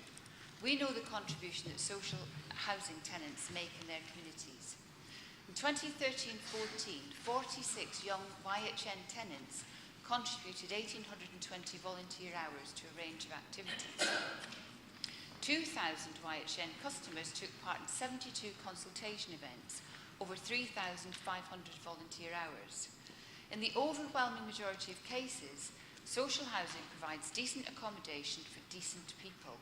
In fact, exactly the hard-working families that the Prime Minister constantly refers to. Home ownership is promoted as the natural tenure of choice, but for many people, renting good quality, affordable, secure homes would be their first choice. But the social rental sector has shrunk considerably over the past 30 years. In 1981, councils and housing associations owned 5.2 million rented homes. By 2012, this had reduced to 4 million, mainly a result of the homes being sold under right to buy and not replaced. Newcastle has lost 454 homes through right to buy in the past 5 years. One of the reasons I feel so strongly about the subject is due to my own experience. Before I was born, my parents and my older sister lived in a condemned tenement in Dundee. It was cold, it was cramped, damp, had no bath, and there was only one toilet which was shared with a number of families in the close. My parents were fortunate to move to a council house. We moved to a 2-up, 2-down, which had our own front and back door. It's hard to convey in this council chamber in 2015 what a huge difference that made to my family. My mum told me that living in the council house gave her hope and security. She knew she could put down roots, raise a family and contribute to her community. She knew she had a responsible landlord and that repairs would be done and the area was safe. And oh yes, she could have any colour of door she wanted, so long as it was green. I was born and brought up there, so it seemed normal to me to have a bathroom, an inside toilet, a garden, and a green to play on out the front of the house with all the other kids. When I was 12, my dad had to move to work. We moved to this country and we rented in the private rented sector. The contrast was stark. One time we all lived in one room, the only cooking facility, a baby belling on the landing. For the young people here tonight, see me after about what a baby belling is. Hard to cook a nutritious meal, really hard to do any homework, really hard to play out. Actually, it was pretty hard to be happy. Houses are more than just a place to live. They are homes, and the quality of that home is fundamental to individual and family health and well-being. Newcastle is committed to maximising the supply of truly affordable homes on sites across the city and recognises the fundamental contribution good quality housing makes to health and well-being, to sustainable communities and to the economy. We have already committed significant land and capital resources to our new build and empty homes investment programme. However, we believe that where councils are prepared to deliver local solutions, government investment in housing should reflect the needs of an area and not be based on a national model. I urge you to support the principles of the Shout campaign and to continue to lobby partners such as the HCA to release funding according to local needs. I'd also like to say that I reject the amendment proposed by the Lib Dems. Thank you. Thank you, Councillor. Councillor Bell. Second the motion, Lord Mayor, reserve the right to speak. Calling Councillor Stone to move an amendment, seconded by Councillor Huddart. Thank you, Lord Mayor. The motion supports social housing and it's a sentiment we strongly support, but in our view, it takes a narrow view of the issue which we believe needs to be looked at a little more carefully. We don't take issue with the bulk of Councillor Talbot's motion, and we do acknowledge their experience and expertise, but we do feel it's important to set this debate in the wider context. It's right to take the importance of affordable homes and social housing. It's right to be concerned about the availability of HCA-related funding in constrained times. It's right to be concerned about stock loss through right to buy, albeit this is not a new phenomenon and one which Labour have 13 years to do something about. It's right to be concerned about undersupply of affordable and social and rented housing, but this again is not new. 13 years of Labour government delivered an average of just 567 new council houses a year, or 0.3% of the total. This does not compare well with a record of more than 40,000 new council houses per year under Mrs Thatcher in the 1980s. One of the achievements we are most proud of on this side of the chamber is restarting council house building under the previous administration after years of abeyance under Labour before us and putting in place the foundations of the current delivery programme. Returning to today, it is true that a significant HCA grant has been secured allowing for 673 new affordable homes, but the identified requirement over the current plan period is for more than 3,000. There is still a very long way to go, and it will be made even longer by the planning policies of the current administration. The LDF identifies a 15% affordable housing policy for the period to 2030. This represents a halving of the 30% policy pursued by the Lib Dems office, and I recall the then Leader of the Opposition angrily demanding we raise that to 50%. Thanks to the HCA funding, more sites and units are coming on stream, but there is still a significant difficulty ensuring an ongoing supply of brownfield land without funding in place for reclamation and site assembly. The squeeze on HCA funding makes this a particular challenge in areas like the North East, which have lower land values and are less viable for development than other parts of the country. The result is that we still have a significant housing waiting list in Newcastle, a supply pipeline that isn't keeping pace, and an allocations policy which doesn't always offer a lot of hope to those on the waiting list. There is also an important context in respect of rents policy. There's been a huge increase in housing benefit expenditure in the last 2 decades, but investment in new housing stock has not kept pace. The housing sector recognises that bricks rather than benefits is an important issue, and the balance between these two has not been maintained. For this reason, we don't think the Shout campaign's opposition to affordable rents and perceived opposition to affordable homes for ownership is something we can sign up to.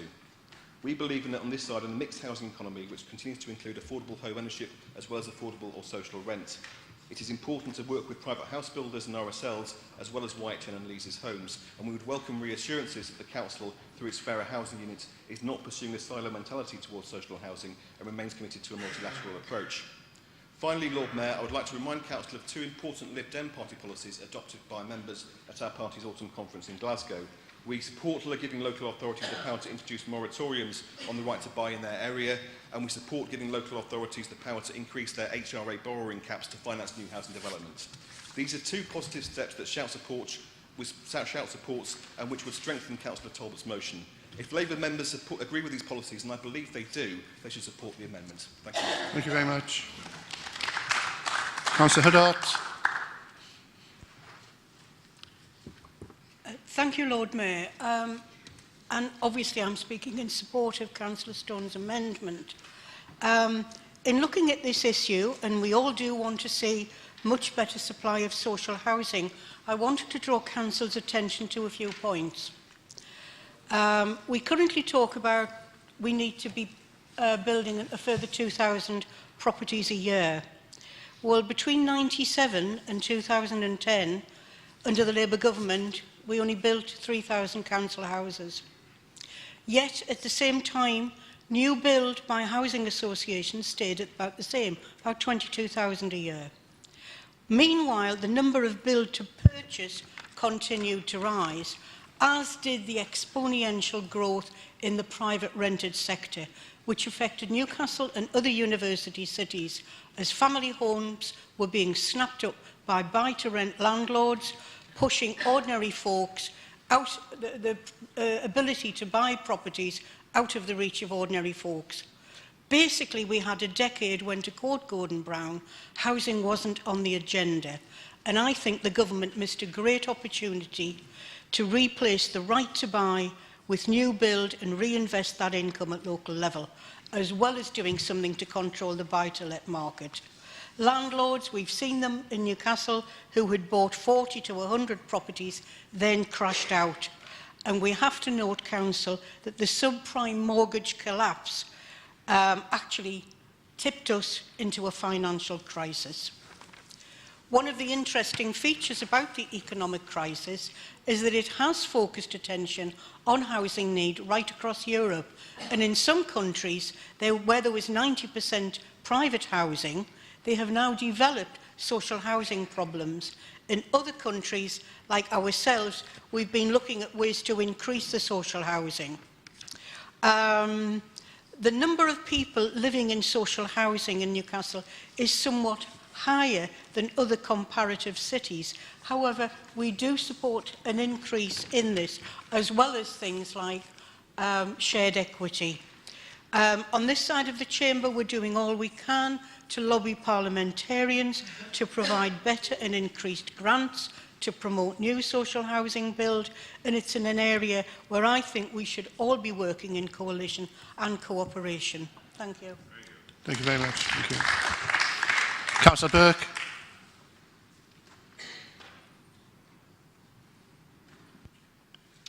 Thank you, Lord Mayor. I'd actually probably like to concentrate on the bottom half of the amendment and actually the reasons why we don't support the amendment. The first relates to housing stats, which actually Doreen did pick up on. That actually I don't think that enough council housing, social housing was built, but actually between 1997 and 2010, there was 350,000 housing association houses that were built.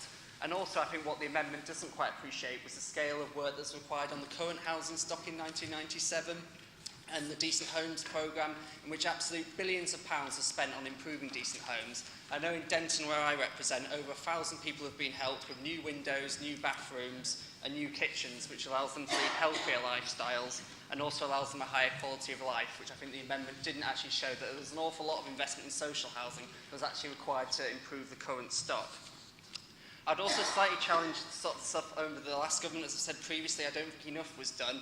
But actually, towards Labour's end of period in office, they actually invested some of the highest amount in social housing that there ever has been, a programme of over 8.4 billion, of which since the coalition took charge, they then cut that same budget by between 50 and 75%, depending on how you want to spin the figures, which has actually seen that starts on new building and new council housing are actually a quarter down, or only a quarter now of what they were at the start of the Parliament. So actually we've seen some of the biggest cuts in local government, social housing and university spend. And actually where I think the amendment does have one good point, actually it does show how well the Fairer Housing Unit has done, which despite the extreme large cuts to the HCA grant building and grants that they have made, that the Newcastle City Council did manage to get, and along with partners, 12 million to new funding, £12 million.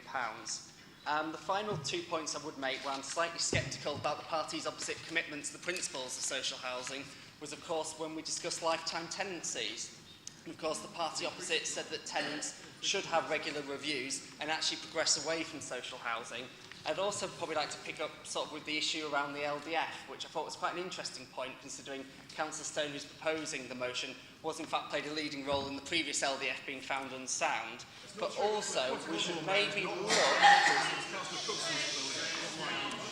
Councillor Stone. If we may, Councillor Stone. Lord Mayor, actually look at the reasons as to why the target had to be reduced. First of all, there were changes in the NPFF, which of course made housing viability. The tests there were a lot stricter. As mentioned previously, the large cuts to HCA funding.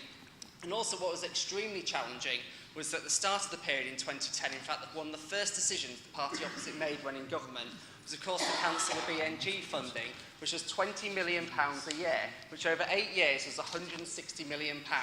And whenever we do the funding formula as a city council, we always exclude that from our workings. That was £160 million taken away from what could have been new affordable housing in Newcastle. And actually, within that, that shows, along with some of the debates we've had earlier tonight, actually part of where Eric Pickles has actually played an absolute blinder. As we saw, and sadly, in some of the previous debates, in which Councillor Lower used the council funding, which included things like housing benefit and council tax benefit, what we've actually seen is the government make big reductions. But in areas such as that, sadly, the party opposite decided that instead of attacking those reductions and the damage they cause, their first rule of attack is to attack the Labour Council, which I think is quite sad, and one of the reasons why we don't support the amendment. Councillor Myers. Thank you, Lord Mayor. I'd like to support the original motion. I wanted to say a bit about affordability. I mean, this term affordable housing, it's a bit of a strange one. It's 80% of market rent. I think in a situation where the housing market seems to me to be clearly broken, for many people it's just not affordable. So the term affordable seems to be a bit bizarre in that case, and this really goes to the root of why we need to have decent social housing with properly affordable rents. And really the term affordable should relate to a measure of people's wages, not to what the market rents are in a market that's rather broken. I think generally housing in the UK, we've fallen into a trap over the years of not really looking at housing in terms of providing homes for people and actually looking at them as money-making assets. And I think really we need to move away from that, and the motion and shout and social housing in general try and sort of strike out against that. The comments around the number of council properties built over previous governments in the amendment, just wanted to talk maybe a bit about those. Under Thatcher, that was when the big reduction in properties came. So at the beginning of Thatcher's reign, there were quite a lot, but that was a hangover from previously. There'd been lots were being built. The things that stopped lots of properties being built were things like right to buy with big discounts. So if you build a property, the risk is the council loses a lot of money when that property gets sold. That happened under Thatcher, and by the end of Thatcher, very few properties were getting built. It started to flatline under Major. It's true that under New Labour, it's still flatlined, but as Councillor Burke has said, the Labour Party was left with, in 1997, a £19 billion backlog in social housing repairs, which it set about putting right through the Decent Homes programme. Right to buy, as I say, the discounts are huge and are surely a discouragement to more council house building. I think really abolishing right to buy probably goes too far. Reducing those discounts or making them zero would be better. If people are in council properties and they get to the point where they're financially better off than want to own a property, it's probably better for them to own the property they're in, because otherwise they've got to move, and that can be bad for community and if you're moving people around too much. So I think the right to buy, I wouldn't suspend it in areas, but I would reduce substantially the discounts. The HRA borrowing cap, I do think, should be lifted, certainly to allow more properties to be built. So I support the original motion and not the amendment. Thank you very much. Back to Councillor Bell. Thank you, Lord Mayor. Speaking in favour of the original motion and against the amendment. And the reasons why. The Shout manifesto titled Affordable, Flourishing, Fair. A manifesto to save and extend social rented housing was launched in June 2014. The manifesto cites an argument on how policy over the past 30 years has eroded provisions of social rented housing. It shows that as a country we have failed to build enough homes, with 1.2 million council homes lost to right to buy and not replaced, leading to house prices and rents increasing much faster than inflation. This particular criticism, which is aimed at right to buy, the falling grant rates, stock transfers and mergers, and government's rent setting policy, has increased social housing rents beyond inflation. Let's remember, Lord Mayor, that Newcastle has not been standing still. As mentioned in the motion, over £12 million in recent HCA grant. Also, Lord Mayor, the facts are, which there seems to be some criticism levied towards this side of the chamber about our building policies, but the facts are, and these are mixed tenure estates, including mixed tenure estates, which we believe very, very much in, but the delivering new homes housing targets, 2011 and 12, 456 new homes, of which 144 is affordable. 2012-13, 462, of which 123 affordable.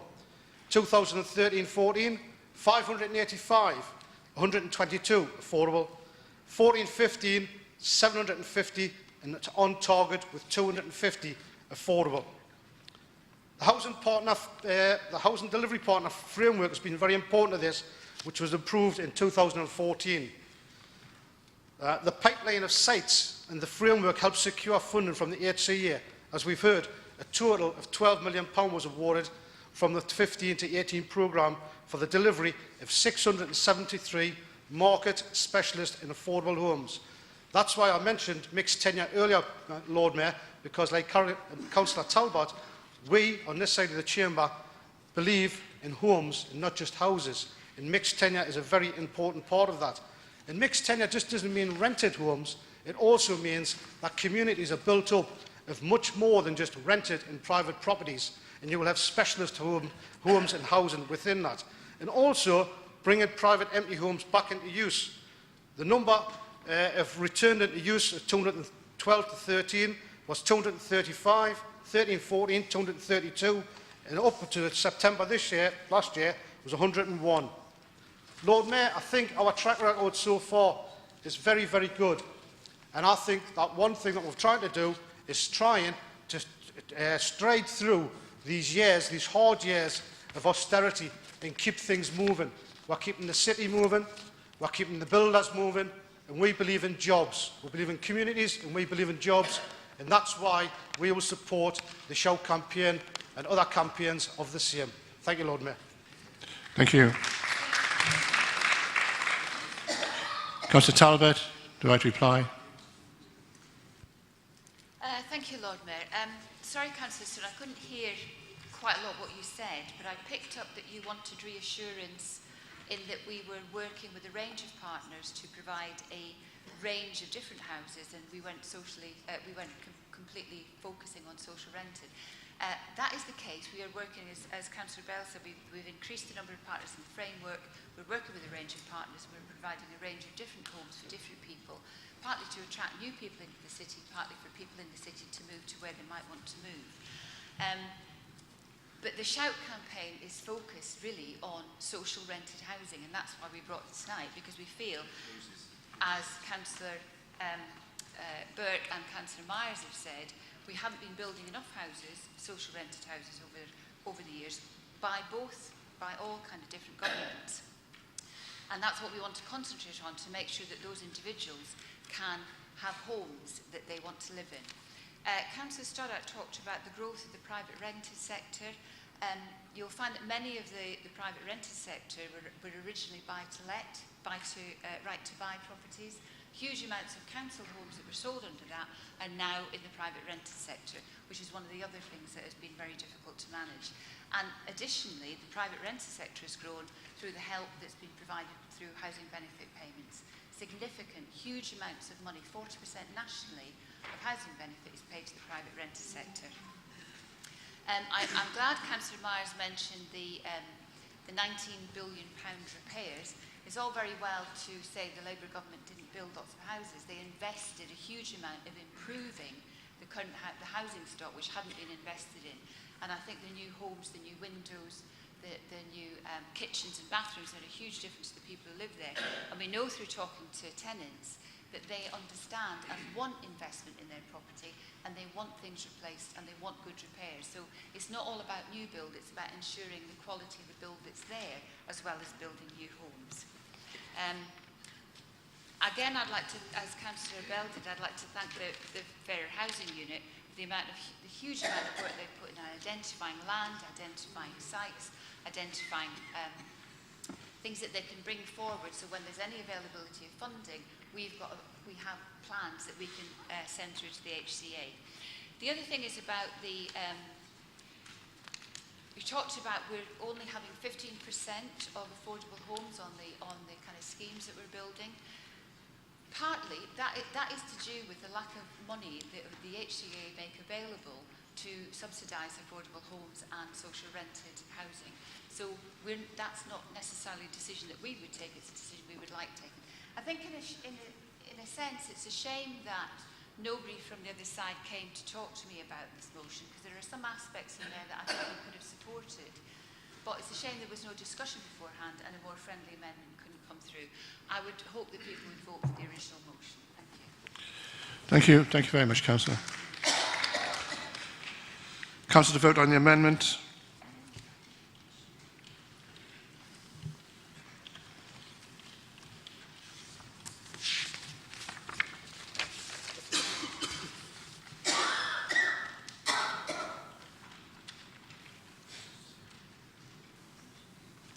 Okay, the amendment falls. Councillor to vote on the substantive motion.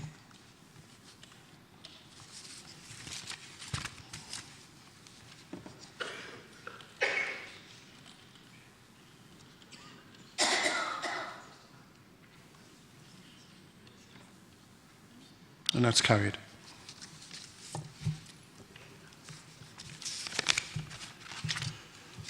Okay, we're doing okay for time. Item 16, note of motion, Northern Rail. Councillor Forbes is... So who's taking this? Councillor McCarthy? I call on Councillor McCarthy to move the motion, seconded by Councillor... Apologies. Yeah. Councillor Bell will second this motion. Apologies, Lord Mayor. The Leader of Council has had to go down to London tonight. We've brought this motion to Council about Northern Rail because we think it's important to be preparing for the future. Railways are a key part of that, and to be honest, we've not seen sufficient investment in the railways. You know, those of us who are lucky enough to have the opportunity to travel elsewhere in the world see much better services, much better quality trains on their networks, and much greater public investment. The problems in the services across the whole of the region, and I include you know, the Tees Valley area, any problems in services anywhere across the region will affect the city. And it's really, really important that we have a region-wide approach to public transport. I mean, I always joke about the so-called Transpennine Express because it's anything but express.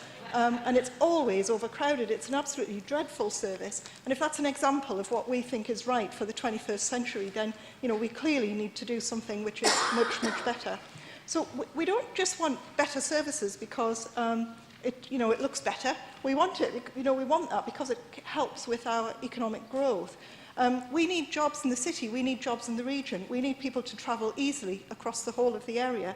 And actually, not just in the northeast region, but across what the government call the North, which they include anything from, across from Liverpool and across to Hull and north. And the Northern Rail work is really important as part of that, Lord Mayor. The Leader of Council and indeed I've made representations to the Secretary of State for Transport that if we can put forward the right argument about investing to save, then that will improve the services and people will use them. If the services are improved, if the services are better, if they're quicker, if the facilities that you're offered are better, people will use them. We've seen that elsewhere. There's a huge amount of evidence and research across the world which demonstrates that.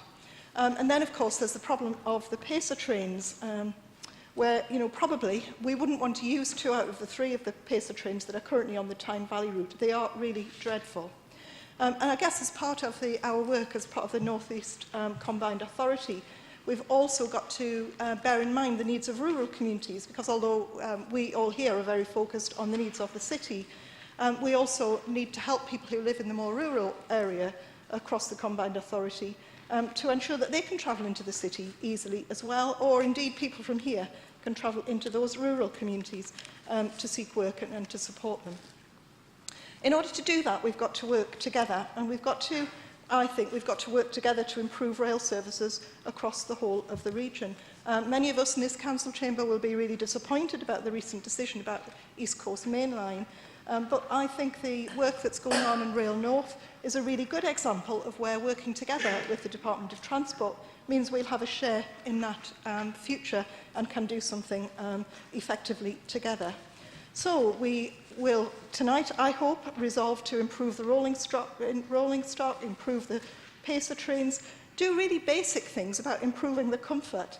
Actually offering toilets on some trains would be, bringing it up to the 21st century, which I think is pretty appalling. And things like wireless networks are now available on the metro easily and on all buses, I think, across the city, so, but not available on many of the rail services. We've got to do something about the speed of the trains, we've got to do something about the frequency of trains, and we've got to do something about overcrowding on the trains. Because, you pay a huge amount of money to travel by train on many of those services. And actually it's a pretty awful service that you receive.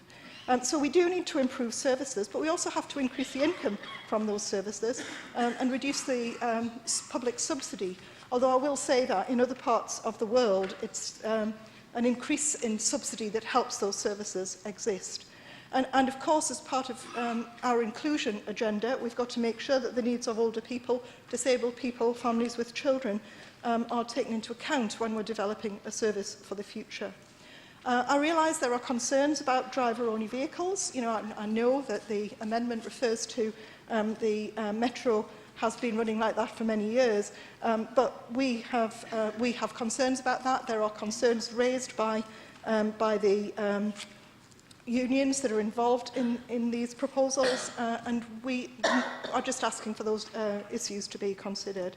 And of course, in terms of the fare increases, the outcry earlier this year about fare increases says that we do need to look out for value for money responses rather than price hikes. Lord Mayor, I move the motion. Thank you very much. Councillor Bell. Formally second, Lord Mayor. Thank you. Now calling Councillor Stone to move an amendment, seconded by Councillor Ashby. Thank you, Lord Mayor. I suspect this motion was originally written to burnish Councillor Forbes' credentials as the North East New Transport Czar, and it will seek to set out the brave new world we will shortly experience under his reign, whether people will say at least he made the trains run on time, or perhaps not if you're an unhappy metro passenger.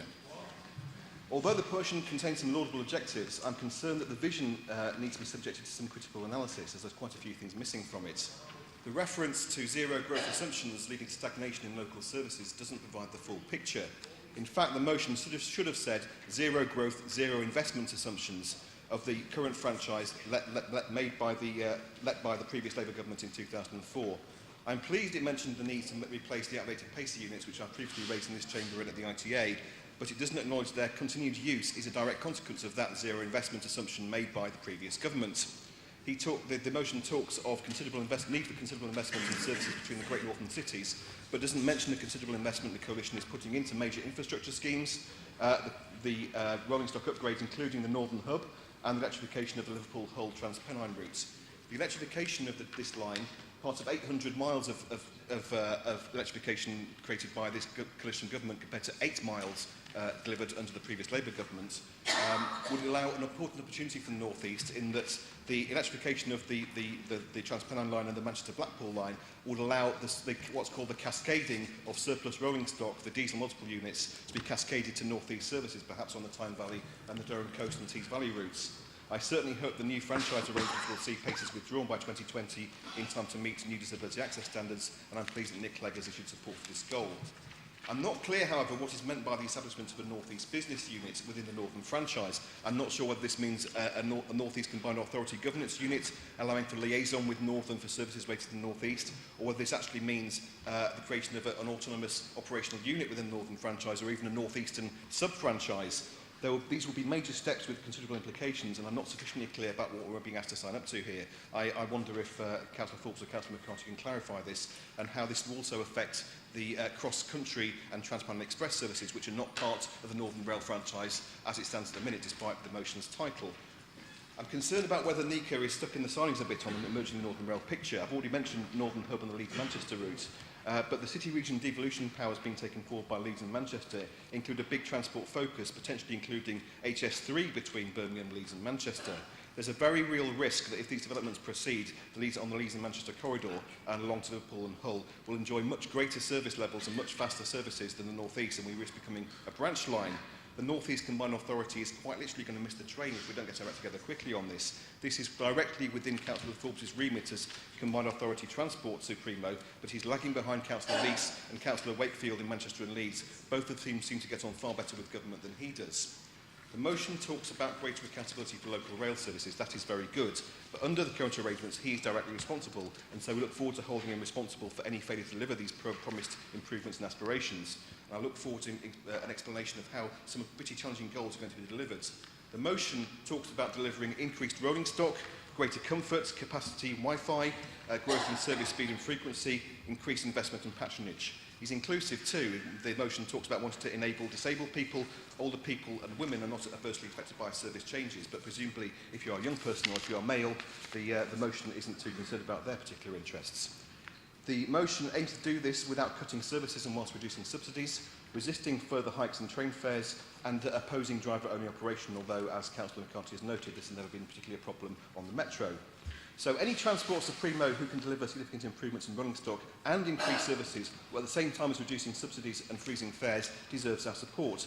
However, I suspect the motion, while having some nice sentiments, isn't actually grounded in economic reality, and it has a long way to go before we're convinced there's a credible understanding of the economic situation and a realistic strategy for rail in the North East. Thank you, Lord Mayor.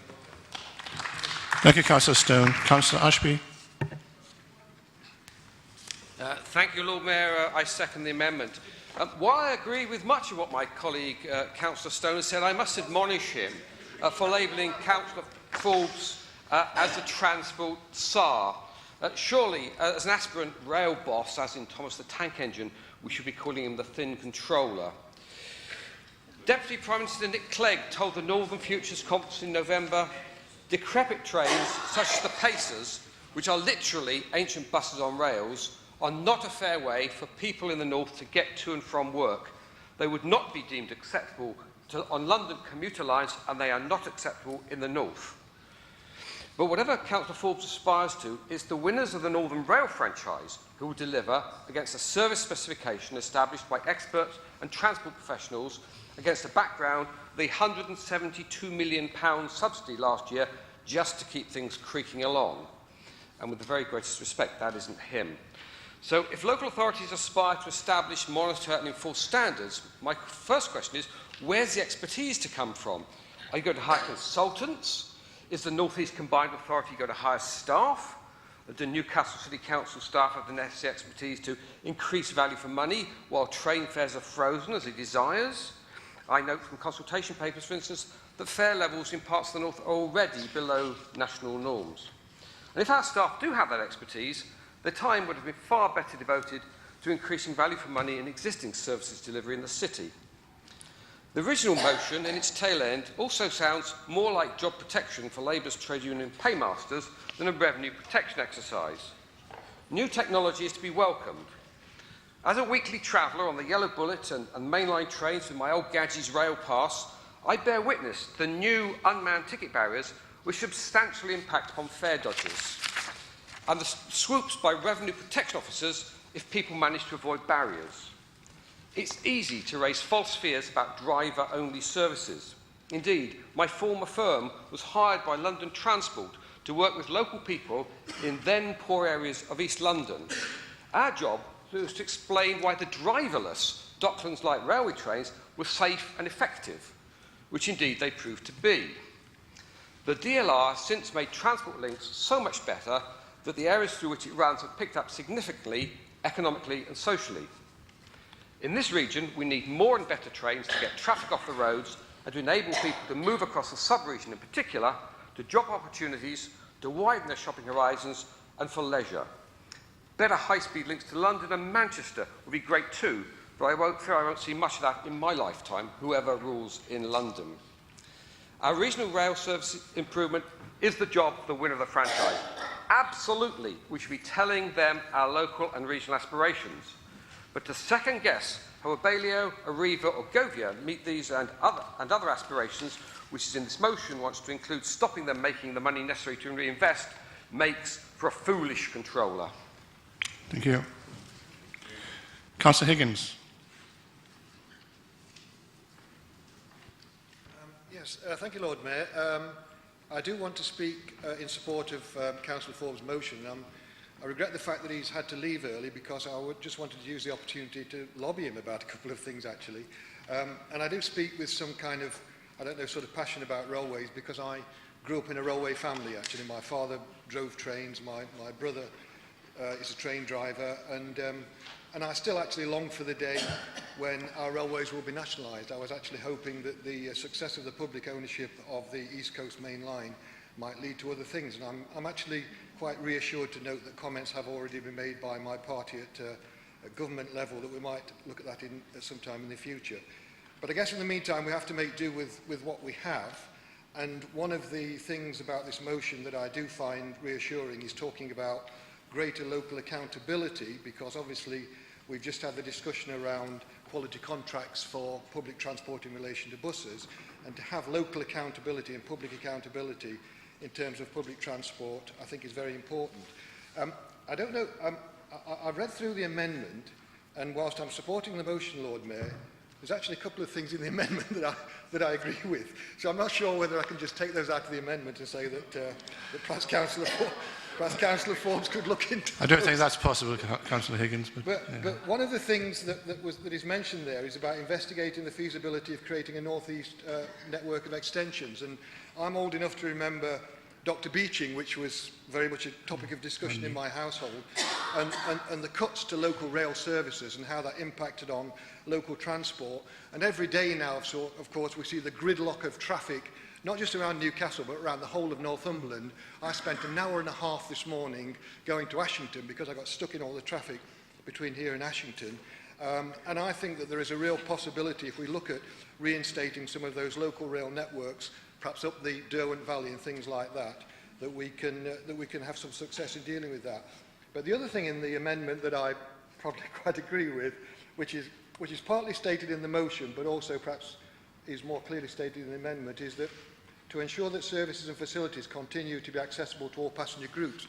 And I don't know whether Councillor Talbot has shared my frustration about trying to take a cycle on a train. Oh, God.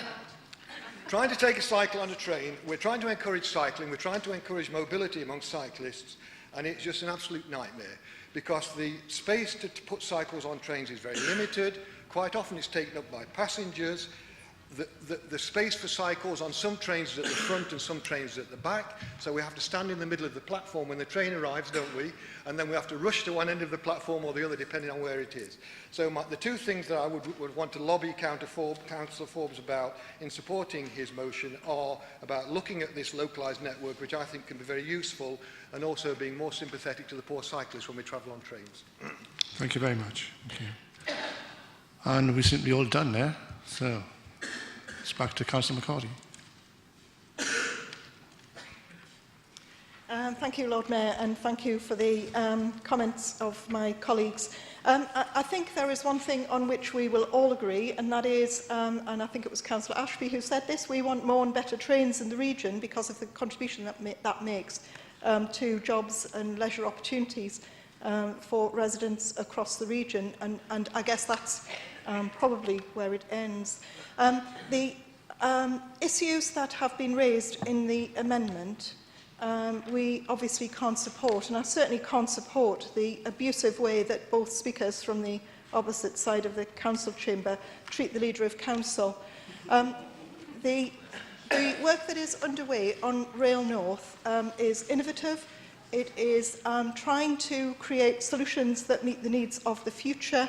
I think the issues that Councillor Higgins raises can be considered in different ways, not necessarily through that, because I don't know whether those issues have been considered in relation to the proposals and the current franchise. But I know that we will be working in the future to develop a better and more effective public transport system, of which the railways will form part of it. We are trying to be realistic. Councillor Stone thinks we're not being terribly based in reality because of the economic situation, but we seem to find in this country money to protect millionaires. I think some of that could actually go to support our public transport system. Thank you, Lord Mayor. Thank you, Councillor McCarthy. Right, Councillor to vote on the amendment.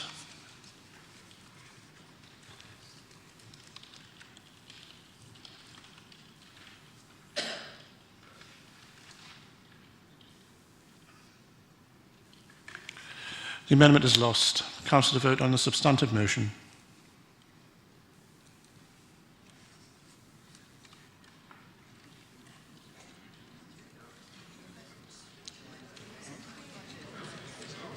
Eventually. Oh dear. Oh dear.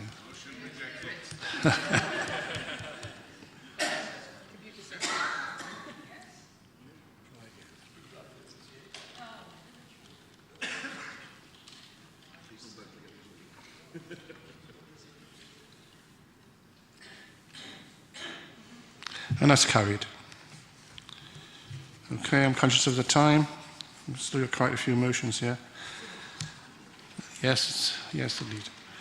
Item 17, notice of motion, UK-Norway ferry campaign. I call on Councillor Stone to move the motion, seconded by Councillor Leggett. Councillor Stone. Thank you, Lord Mayor. It's been a long evening already, and I've spoken more than once, so I'll try and be as brief as I can on this one. I hope this is something we have a broad degree of cross-party support for. The motion was prompted by the visit last month of the Mayor of Bergen before Christmas, bringing with her the seasonal symbol of the close relationship between our cities. It is a historic and important relationship, and I know on this side of the chamber we strongly valued our relationship with our Norwegian neighbours when we were in office. Back in 2008, considerable efforts were made behind the scenes on both sides of the North Sea to preserve the DFDS ferry service in Norway, which was put in jeopardy by the recession and particularly by the very high cost of fuel oil. Both sides, along with the RDA and the Norwegian British Chamber of Commerce, recognise the economic importance of the ferry service to trade and tourism. And as yet, no alternative service to replacement has been put in place, but there is evidence of considerable potential demand for it to be restored. Connectivity is a very major part of economic growth, and there has rightly been a focus on establishing important new routes from Newcastle Airport, and we've talked already about improvements to rail infrastructure, and of course there's work going on to improve our road connections as well. But we shouldn't ignore the need for links by sea to our historic trading partners in Scandinavia. I would like to see the Council formally recognise the desirability of a renewed ferry service to Bergen and, if possible, to Stavanger as well. A grassroots campaign by prospective users of the service, the Ferries in Norway campaign, has been established, and since publicising this motion, I've received numerous messages of support from as far afield as the Isle of Mull and even from Denmark as well, support of the service. There are encouraging signs of interest in a renewed service from operators, including Norwegian Seaways, who I think are in the lead on this one, but other operators as well, I believe, are interested, including North Sea Cruise Line, who I've had some correspondence with. The Scottish Parliament has welcomed the campaign. It's unusual where you see the Scots campaigning for an English transport service, but they see the advantage of the Newcastle, Bergen or Stavanger line being restored as being very important. If they can feed into Rosyth as well, I'm sure they will try and do that. The NGI and the Port of Tyne are doing feasibility work to see what can be done to prepare the way for this and to put in place any support they can usefully do. Clearly, the economic factors are not within the Council's control, but the significant fall in oil prices recently is likely to have hopefully a positive effect on viability. And we recognise we can't subsidise the service financially directly, but we can and we should send out a signal that we regard this as an important connection which we want to see restored. We are ready to work with local partners on Tyneside to support this, and we welcome the news that that our friends in Bergen are joining with us to endorse this campaign. We're grateful for the announcement in the amendments that I don't believe Council was previously aware of, which is welcome news, and I'm happy to regard that as a friendly amendment. We will accept the amendment and we will encourage the administration to step up the pace and progress on this front. Thank you, Lord Mayor. Thank you, Councillor Stone. I'm informed that Councillor Shepherd will be seconding the motion. Not Lord Councillor. Mayor, and reserve the right to speak. Please. Thank you.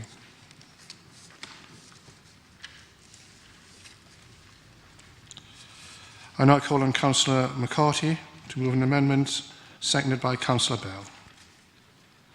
Thank you, Lord Mayor. I will be brief. I guess all of us across the Council chamber have been lobbied by the Mayor of Bergen about this issue for many, many years.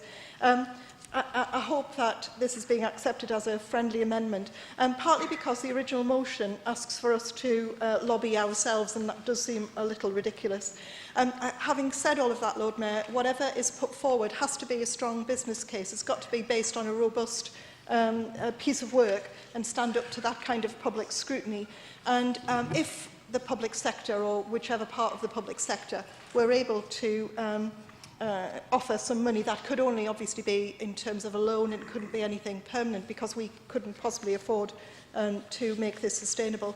So thank you to Councillor Stone for bringing this motion to Council tonight, and hopefully this will be accepted. Thank you. Thank you very much. Councillor Bell. Thank you, Lord Mayor. I think Councillor McCarthy's covered most of the points there. It's a fact that with the LEP that we cannot actually go lobbying ourselves, so that wasn't actually correct, so I'm glad Councillor Stone's been willing to accept that in the opposition party. We all see the benefits of this, without a doubt we do.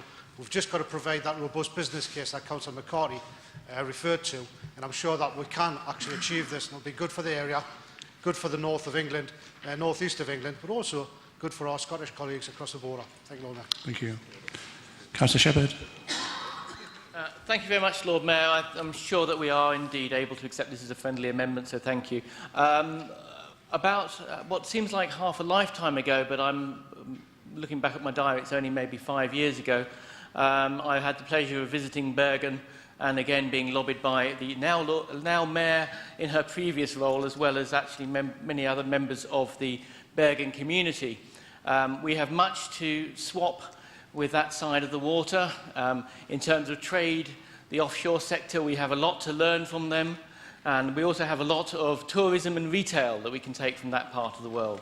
The problem at the time was one of a business case, as has been mentioned, and finding actually the right vessel which is able to take the right sort of distances across the water, accommodate the people to the right standard, and do that at a price which was acceptable, and that at the time was a problem. Indeed, as we now discussed, maybe the reduction in the oil price will be able to support that.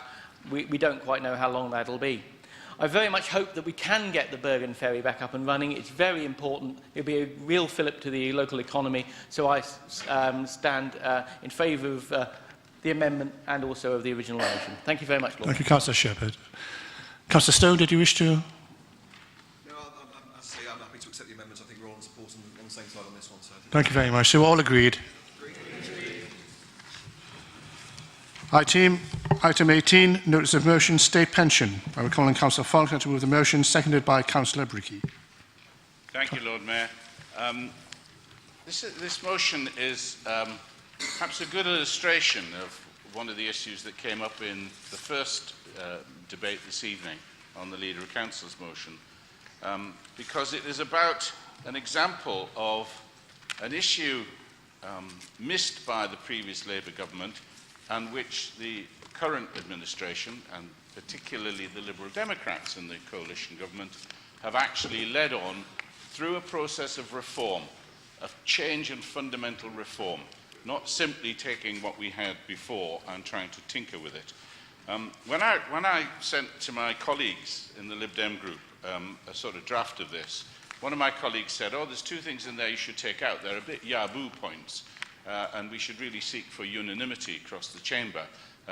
One was to remind the Labour Party about the famous, infamous 75 pence pension increase, which was a consequence really of, at the time, of inflation being artificially low, of the fluke timing of the inflation announcement in the September preceding the increase. And actually, at that time, average earnings were running very, very strongly.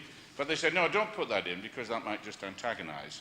And then I was encouraged not to remind in the motion the number of times that the Labour Party had put in its manifesto that it did intend to restore the earnings link broken by Mrs. Thatcher in 1980, but it constantly failed to do it. So I said, OK, I'll leave that out as well in the hope that we can get unanimity. But looking at the amendment, and I'll deal with it when it comes, clearly that isn't the case. But the context simply is this, that even now our state pension is amongst the lowest in the developed world, that if Labour had actually restored, when they had the opportunity, the link with average earnings, then the pension would have been around £40 per week extra now, and that when they left office after 13 years in 2010, there were still, and this is a Help the Aged figure, evidenced rather than the Lib Dems figure, over 2 million people in this country, pensioners, living in poverty, living below the poverty line. So now the reason for bringing the motion really is just to stress the step change which this administration, this government, the national government, the Liberal Democrat pension minister, in particular Steve Webb, has brought, the change that he's brought into the whole structure of pensions and the way in which we look at pensions. The strategy of successive Labour and Tory governments have been pretty simple. It was to let the basic state pension effectively wither after the earnings link was broken, and then just hope to catch poorer pensioners through what has proved to be an extremely complex and really rather flawed means test. And in the case of the last Labour government, that was pension credit. And it's mentioned in the amendment, so I'll deal with it in my response to the debate. But the strategy that was set out in our manifesto in 2010 was very different. It was to reverse that decades-long decline in the value of the state pension by introducing this triple lock. We negotiated it into the coalition agreement. It's been implemented in government, and as a result we now have a state pension which is a bigger share of the national average wage than at any time in the last 2 decades. And in the next Parliament, if we have the opportunity, we have certainly the aspiration to legislate that, to legislate the triple lock, so that that is what will happen for the future. And with an average retirement now of more than 2 decades, anything less really does leave exposing very elderly people to substantially reduced living standards as inflation eats away at their income year after year. So that's point number one. Point two really is to say that the aforementioned Steve Webb has actually presided over a fundamental remodelling of the state pension, taking it back really to the model that was initially devised by William Beveridge, great Liberal. Decent pension paid at a flat rate without the need for means testing based on a record of contributions. And we brought that up to date, recognising that contributing isn't just about having a job and paying national insurance, but in the legislation that's just gone through Parliament in the last year, it recognises such things as the contribution of carers, bringing up children or caring for the elderly. And that is recognised in the new state pension. And that, I think, is very exciting. There's a third element to mention, because there's a third part to the Coalition's pension revolution, and that's about automatic enrolment into workplace pensions, because when we took office, the proportion of people working in the private sector who had a pension of their own had been in pretty steady decline since the 1960s. We now started to reverse that decline. 4.5 million people have been automatically enrolled in the last 2 years. 9 out of 10 have chosen freely to remain in a pension. That's over 4 million people now in a pension who weren't in a pension, didn't have pension 2 years ago. And that will roll out to 2018. Councillor Faulkner. So these are fundamental changes to pensions, and I ask Council to welcome them and to help us enshrine them in legislation. Thank you. Thank you. I see Councillor Bricky is here to second this, but Councillor Bricky isn't in the building. Thank you.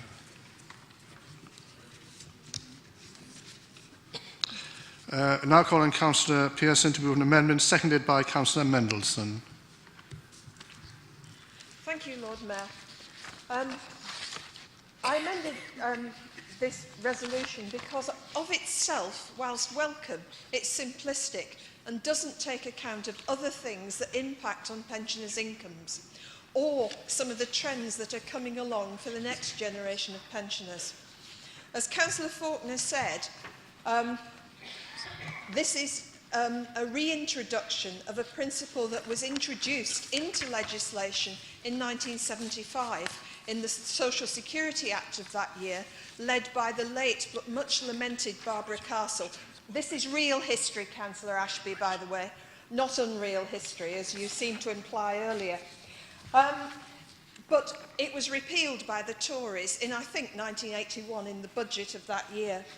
So on its own, which was done, incidentally, there was all-party consensus before the last general election that this should be done also.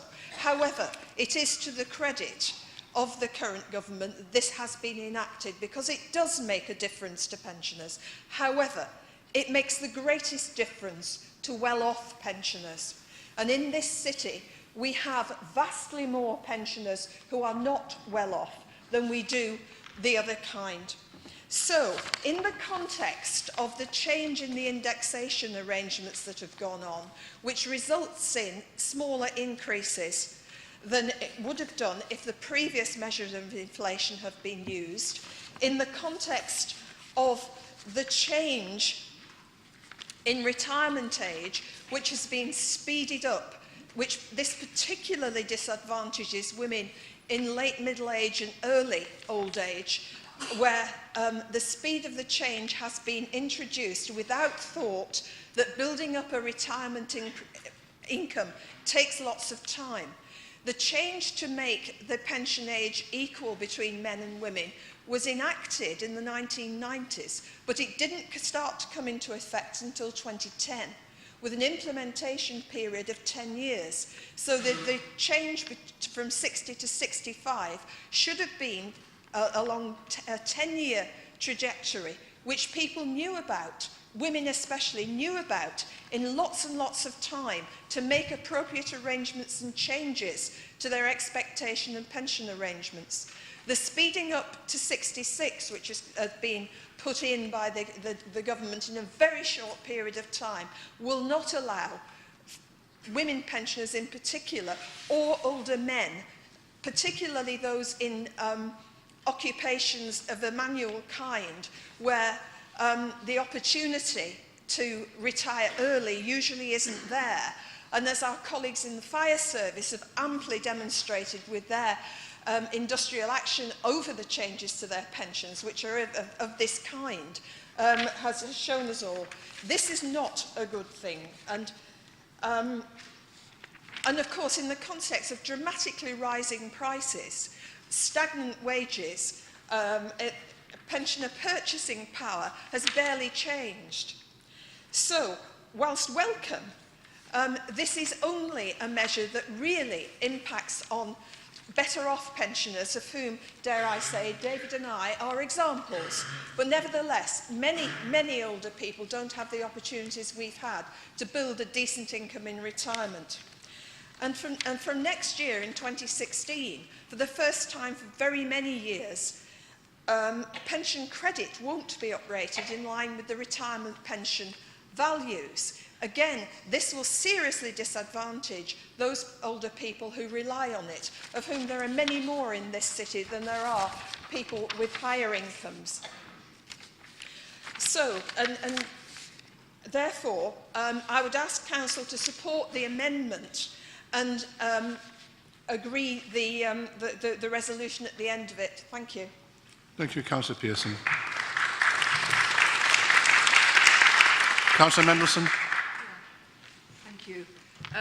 So we welcome the positive impact of the triple lock on the state pension, but I think, and Councillor Faulkner has said it, I think we're probably all in agreement that actually the state pension is not it's not fit for purpose. I mean, who could live on £131 a week in now, never mind in 2020? So I'm pleased to, well, not pleased to see because it's happening, but we are in agreement that the state pension isn't enough for anybody to live in, which is why, in terms of this particular motion, it wouldn't be in the best interest of pensioners just to support it without raising these points and making the amendments. We do need to look at the bigger picture for pensioners. Councillor Pearson has referred to the situation around the pension credit, which isn't going up accordingly.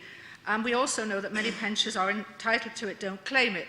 Again, what Councillor Faulkner referred to, the needs-tested element of pension is really not good enough. And we know that many older people, a fifth of pensioners are in poverty, and many aren't heating their homes or eating properly because their income just doesn't allow them to do that. And by 2028, because the coalition government brought the age forward, everyone will have to be 67 before they can even claim state pension, which will, as Councillor Pearson has said, which have a great impact on people in low-paid jobs, those in more manual and physical jobs, who may not actually be able to stay in work until they are 68. And those women who've seen the pension age rise by 10 years in such a relatively short time and weren't able to plan. The third part of the equation is around workplace and occupational pensions, access to quality savings schemes, and the Labour Party has now commissioned a report to look into this and to make sure that lower paid and middle income have access to the same sort of schemes and savings opportunities as higher paid workers. But I do worry about the future people to get pensions, because so many people now are in 0 hours contracts, low paid jobs, casual hours, who won't actually be able to get into a pension scheme at all. And I think the age that they have to wait till, the sort of situation they find themselves unable to save, and the cost of living is so high.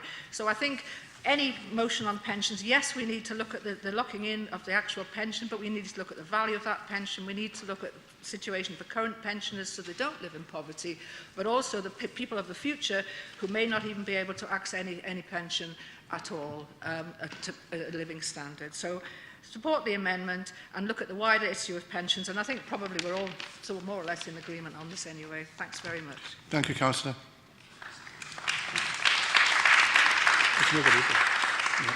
Councillor Renton, is formally back to you, Councillor Faulkner. Thank you, Lord Mayor. Well, I'm disappointed with the amendment, and I'll give you one reason why I think uprating the basic pension faster is better than relying on pension credits. And that is that we should pretty much know that because of the complexity of our benefit system in this country, 20 to 30% of older people do not claim pension credit when they're entitled to. And that's a very significant number of people. And you, Sue, must know that because of the role that you had for many years in Age Concern. And it is a fact. If you uprate the basic state pension, you remove that as an issue and people get their entitlement.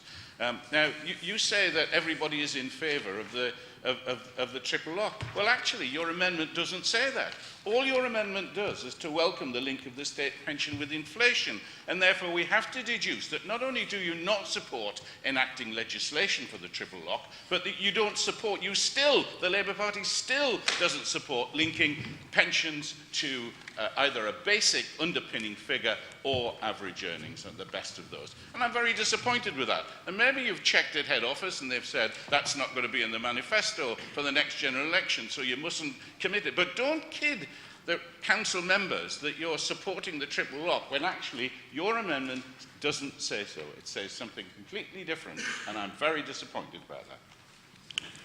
Thank you. Okay, we've got the vote. We'll be voting on the amendment.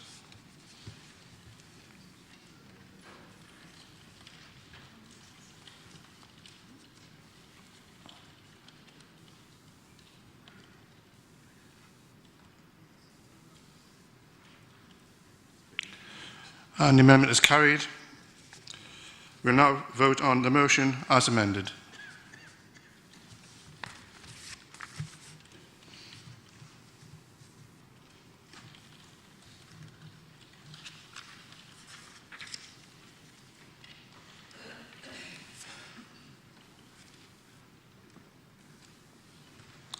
And that is carried.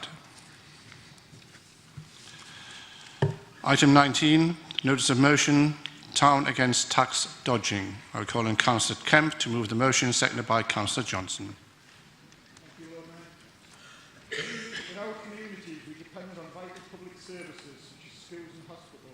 poor countries such as Zambia, where 2 out of 3 people live in poverty, tax-funded services mean the difference between life and death. Britain, in partnership with Her Majesty's overseas territories and Crown dependencies, remain by far the most important part of the global offshore system of tax havens and secret jurisdictions. David Cameron has sought to portray himself as being at the vanguard of international efforts to tackle tax haven abuse, using Britain's presidency of GB to promote, and I quote, to rewrite the rules on tax and transparency for the benefit of countries right across the world. The Prime Minister announced in November 2013 at the Open Government Partnership Summit in London that the UK intended to require companies registered here to reveal the identity of their real owners in public filings at Companies House. However, such an initiative from the UK becomes little more than a token gesture if it fails to extend to vehicles such as trusts and foundations, as well as to well-known secrecy jurisdictions within the UK's orbit. And let's not forget that his own family has had tax haven interests for many years. Tax serves several crucial purposes. The most obvious is to raise revenues, to pay for health, roads and education, and far more indirect benefits like court systems and the rule of law. They can be used to reduce economic inequalities. Indirect taxes, such as value-added tax or VAT, are generally regressive, though they are, of course, useful for raising revenues too. Corporation taxes are particularly precious for poorer countries whose under-resourced tax administrations find it easier to tax them than to tax large numbers of often very poor people. At a time when we are all struggling with the immense pressures placed on us by this millionaires' club Tory government and the wholly unfair cuts being imposed upon us, let us not allow the systematic destruction of all we value by this current government to distract us from our moral compass, that as we hold that of believing and doing what is right for people and ensuring these multinationals are not allowed to use loopholes exploited through expensive corporate accountancy lawyers to pay so little tax when across the globe we see so much suffering. We are in the front line of juggling resources to pay for essential services, and this struggle will be made significantly easier for us all, of our elected counterparts across the world, if the tax system was fairer and not open to exploitation and tax dodging by multinationals. The essential services we all entered public service to support and defend will be easier to provide if the appropriate tax systems were made both here in this country and, importantly, in those mineral-rich and democratically poor countries. If less money was lost to tax dodging, there'd be more to pay for vital services both here and across the globe. Unfair tax rules means multinationals end up paying as little as 5% in corporate taxes globally, while smaller businesses can pay up to 30%. Big businesses will be exempt from tax on its foreign branch earnings. It will amazingly still be able to claim the expenses of funding its foreign branches against its tax it pays in the UK. No other country does this. The new measures will, as we already know, accompany a rapid reduction in the official rate of corporation tax from 28% to 24%. This Treasury Minister has boasted, we won't name him in this room, will be the lowest rate of any major Western economy. By the time this government is done, we'll be lucky if the banks and corporations pay anything at all.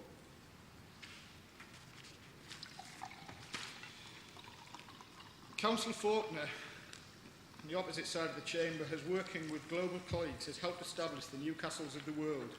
Here is an opportunity for us to play a global leadership role by sending out exactly the type of message that we wish this great city of Newcastle upon Tyne to be recognised for: fairness, equity and equality. By signing up to this global campaign for tax justice, we will join only Northumberland and the whole of the North East as a local authority recognising its civic role and responsibility in the widest possible context. Thank you, Councillor Kim. Councillor Johnson. Thank you, Lord Mayor. It's with pleasure that I formally second the motion of Councillor Kemp. I don't intend to say a great deal other than that I think insofar as we view tax, there's always a certain dogmatic section of politics that thinks that taxes should be as low as possible. But really the right idea, in my opinion, is to make taxes fair. And that's part of the contract that we have in this country, that people pay taxes, corporations pay taxes, and they feel the benefit of the services that they contribute to through that tax revenue. I feel that Councillor Kemp draws attention to some really important issues, particularly in respect of tax avoidance, or in some cases tax evasion, by some of the more wealthy members of society and companies, whilst the least well-off in society and smaller businesses are paying much higher marginal rates of taxation. I think that acts as a disincentive to everybody. It makes them feel that they're not going to be able to achieve their hopes and dreams, because as hard as they work, they're going to keep having to pay tax at a much higher marginal rate than corporations who are employing very expensive accountants to ensure that they minimise their tax liability. So what I would like to see is, over the long term, a shift tax from something that we see as a legal requirement to something that we see more as a moral requirement. And we recognise that we all contribute to what this country has to offer, and we all benefit from it. Thank you. Thank you. Thank you very much. Excuse me. Councillor Salinas. Lord Mayor, I don't have very much to say. I propose that we accept this this motion as is. Thank you. Are we agreed? Okay, I don't believe I've got here, but we have. Item 20, notice of motion, Gosforth Transport Proposals. I call on Councillor Gallagher to move the motion, seconded by Councillor Kent. Thank you, Lord Mayor. Hopefully Council will feel minded to just approve this one as well. The consultation for the Gosforth proposals, it was a difficult exercise, and I'd like to put on my record my thanks to the officers. Some of the officers suffered a lot of abuse during the consultation, and I believe one was even spat at. And I'm sure the whole of Council will agree that's absolutely disgraceful, and it's not something we should see in this city. But onto the proposals themselves, I mean, there were only two options given, but they were very similar. Both were red route options, for example. There were no other choices. For example, I know one of the proposals is to have smart traffic lights, and now that sounds really fantastic, how they'll all be linked together and controlled from a central point. So why couldn't we have had an option that said, let's install the smart traffic lights, and then we'll wait 6 months and see if the traffic flow improves before we actually do anything else? However, the result of the consultation was that 51% said they were against, and 49% were in favour of either option A or option B. And of course, what Cabinet has come up with now is a totally separate third option, and we don't believe that it naturally follows that anyone who supported option A or option B will support this new option C. Now, the documentation itself that was produced for the consultation was confusing. If you looked at all the diagrams, I mean, Gosforth looked, like it was a sort of almost traffic-free utopia, and people didn't really understand, how the maps and the drawings related to the high street itself, and people were confused. Apparently, 60% said they were against parking on the high street, but every single person I spoke to, when I told them that the proposals included free parking on the high street, they all said, "What do you mean free parking on the high street?" So the message obviously just didn't get across to them.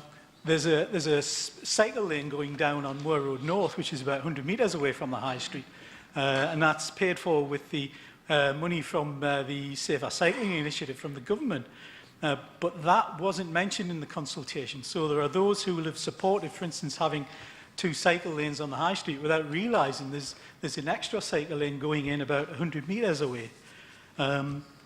Now, on Salters Road, of course, we're losing a lot of parking. I think even us on this side agree we should do something with that junction, but we think there's more that could be done to retain some of the parking.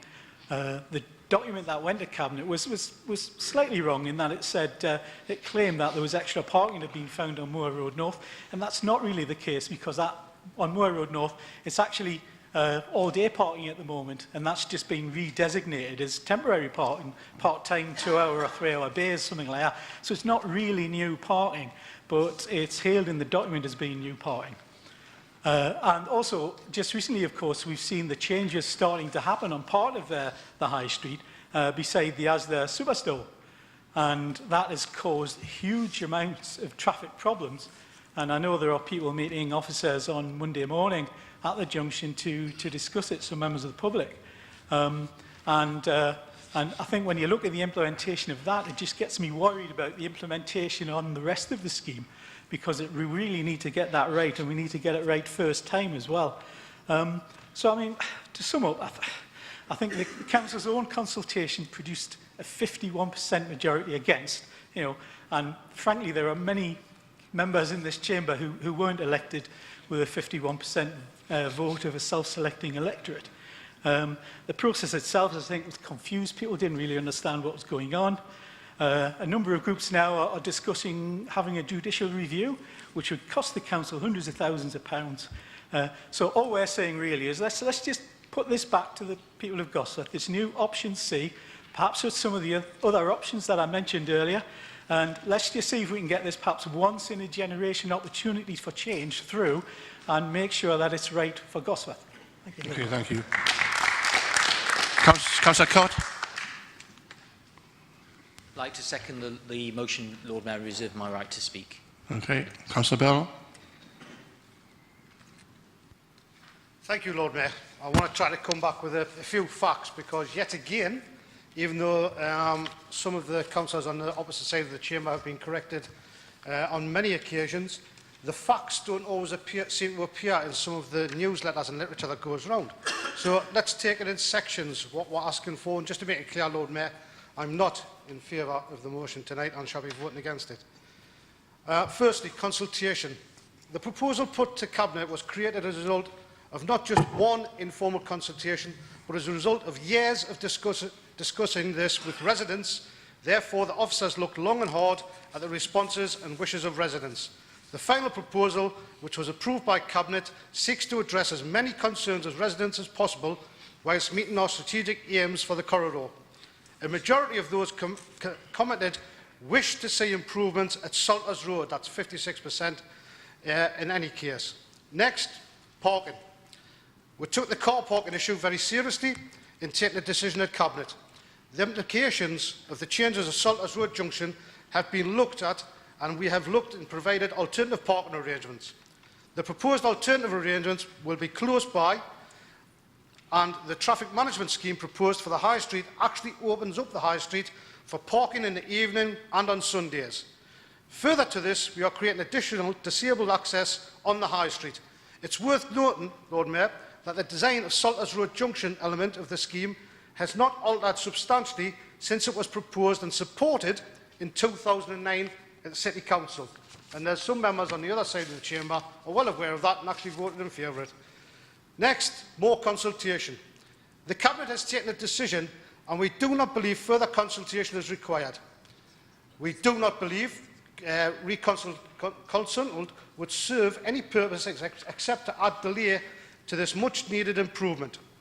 We have sound evidence based on the improvements collected since 2006, including a retail study that recommends traffic and air quality improvements. However, legal orders are required for some of the elements of the scheme to be implemented, and I will ask officers to ensure ward members are involved in this. They will be subject to the normal statutory consultation process. And the technical options. As mentioned previously, the junction was subject to many design works back in 2009. The proposal represents what was the most deliverable and cost-effective method of rebuilding this junction. The solution proposed does not require substantial utility works, nor does it require the use of adjoining land. There was no serious alternatives to the solution for Salters Road.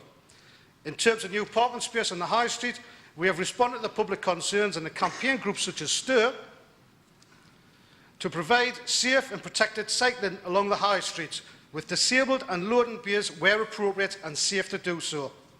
Further to this, our proposals are endorsed by Newcastle University, who recognise they are essential in tackling Gosforth's significant air quality problems, particularly on the High Street. Lord Mayor, I was contacted by a High Street user by email just 2 days ago for fairness to Councillor Gallagher tonight and having his say in representing their views. And I think Councillor Gallagher has had that fairness. I would like to think that the opposition members, especially those Gosforth members, will give that fairness back to the residents. And from now on, what I would like to see is going out in their literature, things that they have believed in the past and actually supported in the past. And perhaps they might like to tell the residents about the importance of making these changes. They might like to mention the fact that the air quality isn't what we would want. They might like to mention the fact that there's no evidence-backed support for their allegations about this will be the death of the high street, whereas there's plenty of evidence to state that this improvements, pedestrian improvements and cycling improvements, will bring many, many benefits and actually support the future of the high street.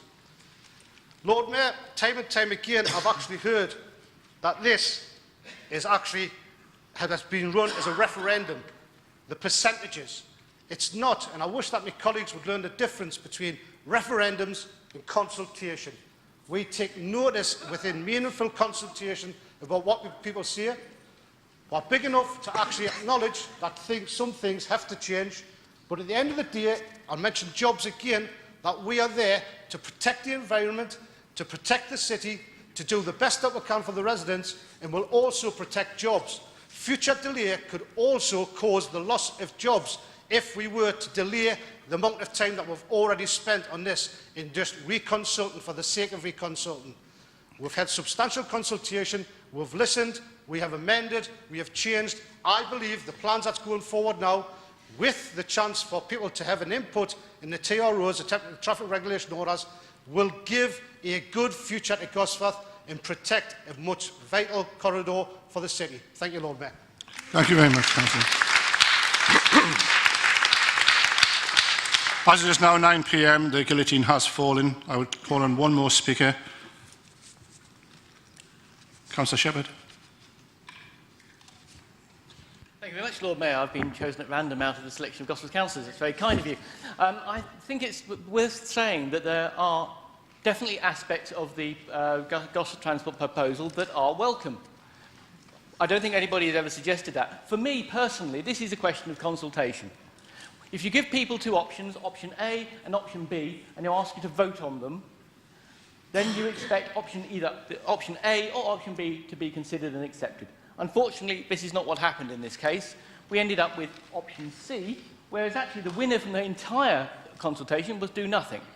I believe that the credibility of the council and its consultation process is still at stake, and so I would ask Councillor Bell and the Labour administration to consider sensibly us actually looking and giving a proper consultation to the residents of Gosforth against a plan that they actually propose to implement, not one which are simply arbitrary ideas which are then going to choose something totally different. Thank you very much, Lord. Thank you. Councillor Cart, you reserve the right to speak. You looked a bit worried there. Thank you very much, Lord Mayor. I appreciate it. Yes, a number of issues are being raised, and one of the things that I think is really important to say is that actually, Councillor Bell, you're starting from the wrong place, because what there should have been was a proper engagement with the community about why this needed to be undertaken. That didn't take place. The ward committees were totally frozen out. We were given something literally a few minutes before it went out to cabinet members. We weren't engaged properly in that process. That's not a way of trying to engage people in a process that's really important about their local community. And I think there's something to learn from that. And perhaps at some point we can have a discussion about how that might be achieved better for the future. I think one of the things which is particularly difficult for me to understand is the proposals around the Salters Road Junction. Now, Councillor Bell keeps going about 2009, but in 2009 the report that came to the then executive didn't go into the detail about what the scheme would look like, and as a ward member I would have had some concerns if I thought that there was going to be such a reduction of parking spaces. I was just looking through your the analysis that officers did about the usage of the car park, and it's a really useful analysis because it tells you exactly over a period of a month how many people were parking at particular points in time. But the number of spaces is pegged to the lowest possible level, to the minimum occupancy, rather than perhaps the average occupancy or the higher end. And I think that's a real mistake. I think there could have been an opportunity here to do something positive, to remodel that junction in a different way, to save more of the parking spaces, particularly because of the point that Councillor Councillor Gallagher raised, which was, of course, that the new parking that you're talking about isn't actually new provision at all. Now, as councillors, we came up with some ideas about where there could be some new provision. Those were just pushed to one side. And one of the things that was mentioned in scrutiny when I asked this was about talking to the shopping centre about opening the car park later at night. I was told that had been undertaken. I spoke to the agent of the shopping centre. He said there'd been no such discussion. That was a real disappointment. The other thing is the lack of engagement with businesses. That has been a real problem. And I was shocked to hear just before Christmas that the business hadn't even been informed about the outcome. We had a meeting, myself and one or two Gosford colleagues had a meeting with some of the businesses. They didn't even know what was happening. That's disgraceful. They're the ones that are going to be directly affected, and I think this Salters Road issue is a real problem. The issue around the High Street and the change to the High Street, I think, don't need to go on about that because I think Councillor Gallagher has made some really good points, other than to say that you can't put two options together and say that everyone's in favour of a hybrid option, which is the third. And there are issues about the management of that cycle lane, whether it would actually work. And there is, of course, a bells and whistles wonderful cycle lane, which we're very much in favour of, to the east of the High Street. One thing that's happened, and this is the thing that really upsets me, is you've actually led to the community in Gosforth being divided. You've got people now who feel that their views have been represented, and they are now arguing with other people who feel that they haven't been, and I'm coming to the end. Yeah. I just think that's an appalling situation to be in for something that was so important, and we could have done this so much better and so much differently with better involvement with people in the local area and the ward councillors through the ward committee. Thank you very much, Lord Mayor. Councillor Gallagher. Thank you, Lord Mayor. I mean, first of all, Jed, it was your consultation. It cost nearly £20,000. And just because you don't like the result, you just rubbish it. And you say that, you know, we should just ignore it, and you come up with a totally different option. You mentioned the 2009 document. You basically said it's very similar to what's being proposed now, and that's not true. The 2009 document was a strategic document that took into account loads of other junctions, such as Hadricks Mill and Osborne Road and places like that. It certainly didn't include plans for a red route. And it just seems to us that the proposals you're putting forward now, the idea is just to get the traffic flowing through Gosforth for the benefit of the rest of the city, to the detriment of Gosforth. And you were quoted in the Chronicle last week as saying these plans are going ahead anyway. Well, it's up to this meeting. This meeting's going to decide. This meeting's going to decide whether it should be reconsulted and pass it back. And it's not for you to just turn around in the Chronicle and tell this meeting what they should do. You know? And finally you said, you know, this is reconsulting for the sake of reconsulting. No, it's not. It's reconsulting for the sake of the people and businesses of Gosford. Councillor to vote on the motion.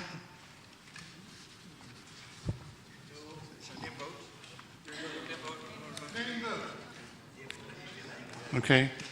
Ringing the bell.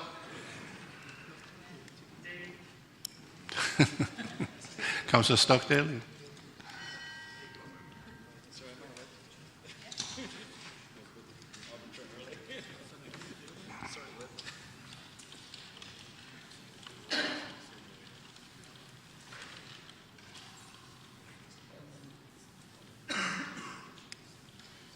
Well done. The motion falls. That concludes tonight's business. Thank you very much.